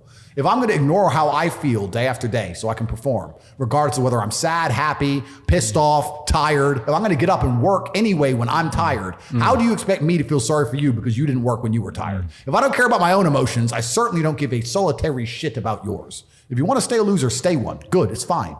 Stay a loser. I have no sympathy for you. I don't care. What would you say the single thing was for you to go and grab life by the bollocks and go for it? Because something had to spark that. I was instilled with a duty for a very long time to honor my ancestors through achievement. And I was told from a very young age that the only thing your ancestors are interested in is achievement. Even to this day, when I do podcasts, people repeatedly talk about my father. If I wasn't successful, he wouldn't be spoken about anymore. He died 9 years ago, and he was a good chess player, but no one's really that interested in chess. The reason he lives on is because I'm so monumentally successful that people are interested in my origin story, and he is mentioned. The reason I will live forever is because my son will be so monumentally successful that they'll talk about how he could have been such a perfect specimen of man, how he was raised, and they will mention me. If you give a shit about your ancestry, and if you give a fuck about your family, and you're not a selfish person, and you want them to exist out in the ether for reality, for the eternity of reality, it is your duty to be successful. That's why I got Dad to start the YouTube channel, because it's kind of commemorating you forever. People can look at that. Am I on my way? Not yet. 100 years left, bro. You've got loads of time left. But yeah, no, it's always there for people to look at. And it's like that version of my dad that I always saw, you know, and I wanted other people to experience that. Completely. So if you love your family and you love your last name and you're proud of yourself, then you have a duty to be massively, monumentally successful, to show homage to your ancestors. I find it amazing. There are people out here today who are going to sit and say, oh, I'm sad, I'm too depressed, I don't want to work hard. Do you understand that only 200 years ago, there were peasants out working a field, starving, surviving the Black Death, surviving the plague, struggling to exist just to reproduce, so that 200 years later, you can be the end of their bloodline for you to sit on your ass and do fucking nothing. You're like, well, you're a fuck up. You're fucking up your entire bloodline of your entire ancestry. You owe these people things. They went through hell for you to exist. You have a debt. You have a duty to pay. You have to be the best possible version of yourself. And the same to God. God loves people who try. God loves people who work hard. It's amazing if you try your very best all the time, what God will give you. He'll give it to you, anything you want, if you actually try. Not convincing yourself you try, actually try. They're different things. But yeah, I was instilled with this because from a young age, my dad said, you're a Tate. And Tates are the greatest people on the face of the planet. And there's gonna be a day I'm not here anymore, and they're gonna talk about me because of how fantastic you are. So go do your fucking job. And I said, yes, sir. And here I am. And it's a similar thing to what you said, like every Tilbury has to do better than the last. He does, and you will. And that's how it should be. That's absolutely, because that's family legacy. You know, they went through the Middle Ages. I watched a video on this just recently, and the Middle Ages lasted, or the Dark Ages, for about 400 years. No one progressed. Nothing progressed. Yeah. They lived the worst, and I'm going to swear, the shittiest life for 400 years. And exactly as you say, just reproducing so that you can be on this planet at this time now. Completely. And that's got to be, you got to respect that. You got to respect it. I wouldn't want to have gone through it. Absolutely. And no Bugattis back then. Unfortunately. And like you said about each Tilbury being better than the last, that's exactly the way to look at it. That's how life should be. You should have a duty to your ancestry. And my father taught that to me, and his taught it to him. And it's disappearing from society. It used to be like, I am Andrew, son of Emery. It was all about who you're son of. Yes, exactly. Right? And it's all vanishing now. Yeah. But you have a legacy you can build. And I love the fact that when I was growing up, when my dad walked into a chess tournament, people were scared because his name was said, and they were fearful of his last name. And now people are fearful of the last name again because of me, and they will be again because of my son. And this is the beauty of life as a man. And one of the most terrifying but also gratifying things of life as a man is that we're all born relatively valueless. I don't think women are born that way. A woman, if she's born, especially if she's attractive, has an innate value. People just want her no matter what. But as a man, if you're not an important man, nobody gives a fuck about you, and they're never going to care. So you have to build yourself from the ground up, and that's scary for a lot of people, but it's also a massive opportunity. You can decide if you want to be a famous musician or a nice sensitive poet or a painter or a kickboxing world champion or a businessman. You get to decide on all the different characters in the video game. You can choose, who do I want to be? And then if you actually try, you can become it. Isn't that amazing? You can wake up and go, you know what? I want to be this kind of guy. I knew who I wanted to be. I wanted to be the dude pulling up in the Lambo, 3 a.m, gets out. Everyone's like, who is this big, strong, rich dude? I wanted to be that man, so I became him. And if you don't want that, if you want to go be a musician and play guitar and get a bunch of chicks and chill in Bali and smoke weed, whatever. Go, you can choose your character and build it. I think the biggest problem is people don't want to choose. They don't know what they want to do. You know, and they can't figure out how to do it. And also they think they've got to know everything about what they want to do before they can even start. So like when I went into business, I didn't have a clue what I was doing. And most don't. Yeah. Most are winging it to a certain degree. Oh, yeah, and you learn as you go. That's how you do it. You don't have to know. No one knows everything. So how are you ever going to know enough to start? But the school system teaches you, like, if you get something wrong, there's only one right answer rather than lots of correct answers. Well, the educational system is designed to make people into slaves, which is part of the propaganda. It really grinds my gears. It's a massive waste of time. And so that's part of it. But you're right. And there's also some universal constants. Like a lot of people don't have the ability to understand the compounding effect of doing the right thing time after time. Even if you start a new business and you don't know what to do. I guarantee if you're always on time, if you're a builder and you're always on time, Take the basic shit. Just be on time. Yeah. Over time, you may think, oh, I'm just on time, no one notices. Trust me, across 10 years, that's the difference between being a successful builder and not being a successful builder. Well, the thing is, we expected you to be late today, but you were early. So it just shows, even when you reach that level of success, you still respect people's time, Completely. which is just brilliant. stick to the absolute basics and do the right thing and know what you're supposed to do. And this is why I have so little sympathy for people who go, oh, I'm trying to make it and I can't, because I think they're lying to me and they're lying to themselves. Early is on time is late, and late is unforgivable. Completely agree. Completely Finished. agree. Absolutely. And it's these basic things that even in the modern world, it's amazing how people are failing. So yeah, it's interesting, but it's a very fun commentary. And I read a lot of emails. I got a lot of emails and a lot of messages, and a lot of people like, bro, I'm trying my best. And my answer is simply, no, you're not. I really don't think they're trying their best. Maybe I come across and I seem non-sympathetic, but I'm from a council estate in Luton. I'm now a billionaire.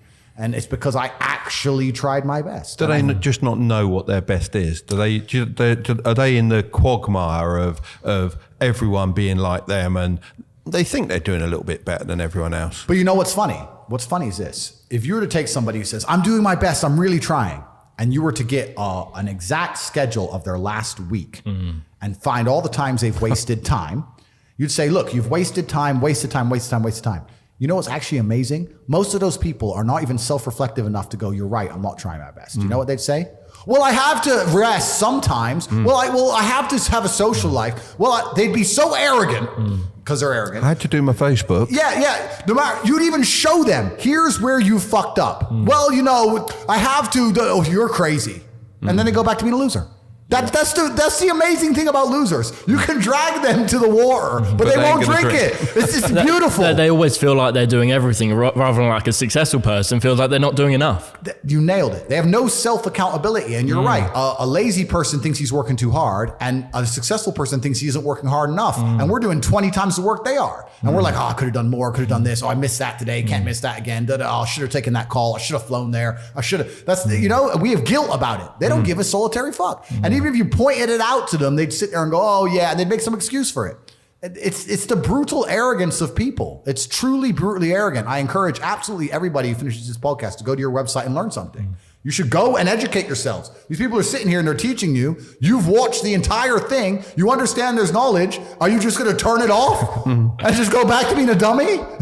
That's a great call to action, isn't it? But it's true. Yeah. It's true. It's like, if you're not going to take any action at all after 2 hours of being educated, then you're going to just stay a loser. Yeah, 100%. That's the reality. When is enough? Enough. That is a good question. For money, everything. Okay, yeah. So for money, there is a number which I think is enough. I think once you get to, let's say, 20, 25 million, you can have anything you want. Besides stupid shit like yachts, which doesn't even make you happy and they're just a headache to own. Power is the problem. You have to understand what you're really chasing. And I know for me, it'll never be enough because I know I'm chasing power. Because even during the height of Corona, which educated me how important power is, I knew I can't listen to people. It's not who I am. So if I have to buy a plane to not wear a mask, I will buy a plane. So it depends what you're truly chasing. If you're truly only after money, 20, 25 million, you'll have a very good life. You'll be happy for a very long time. You don't have to live as crazy as me.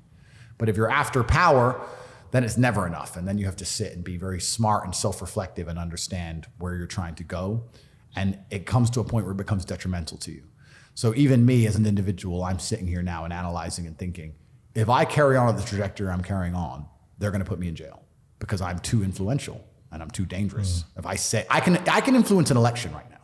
That's a huge worry, isn't it? It's scary for them. They're like, oh, who's this guy? Yep. And they've tried to get me to sell my soul. I'm not going to give too many stories, but on multiple occasions, they've tried to get me to sign contracts and offer me a bunch of money to shut up and agree to this and agree to that. And I won't do it. So now they're sitting there going, okay, there's this person with massive influence, perhaps the most influential man in the world. We've offered him to sell his soul so we can control him. He won't do it. He can influence things massively. He is a wild card. What do we do about this person? And they sit and they go, okay, well, accuse him of something, put him in jail.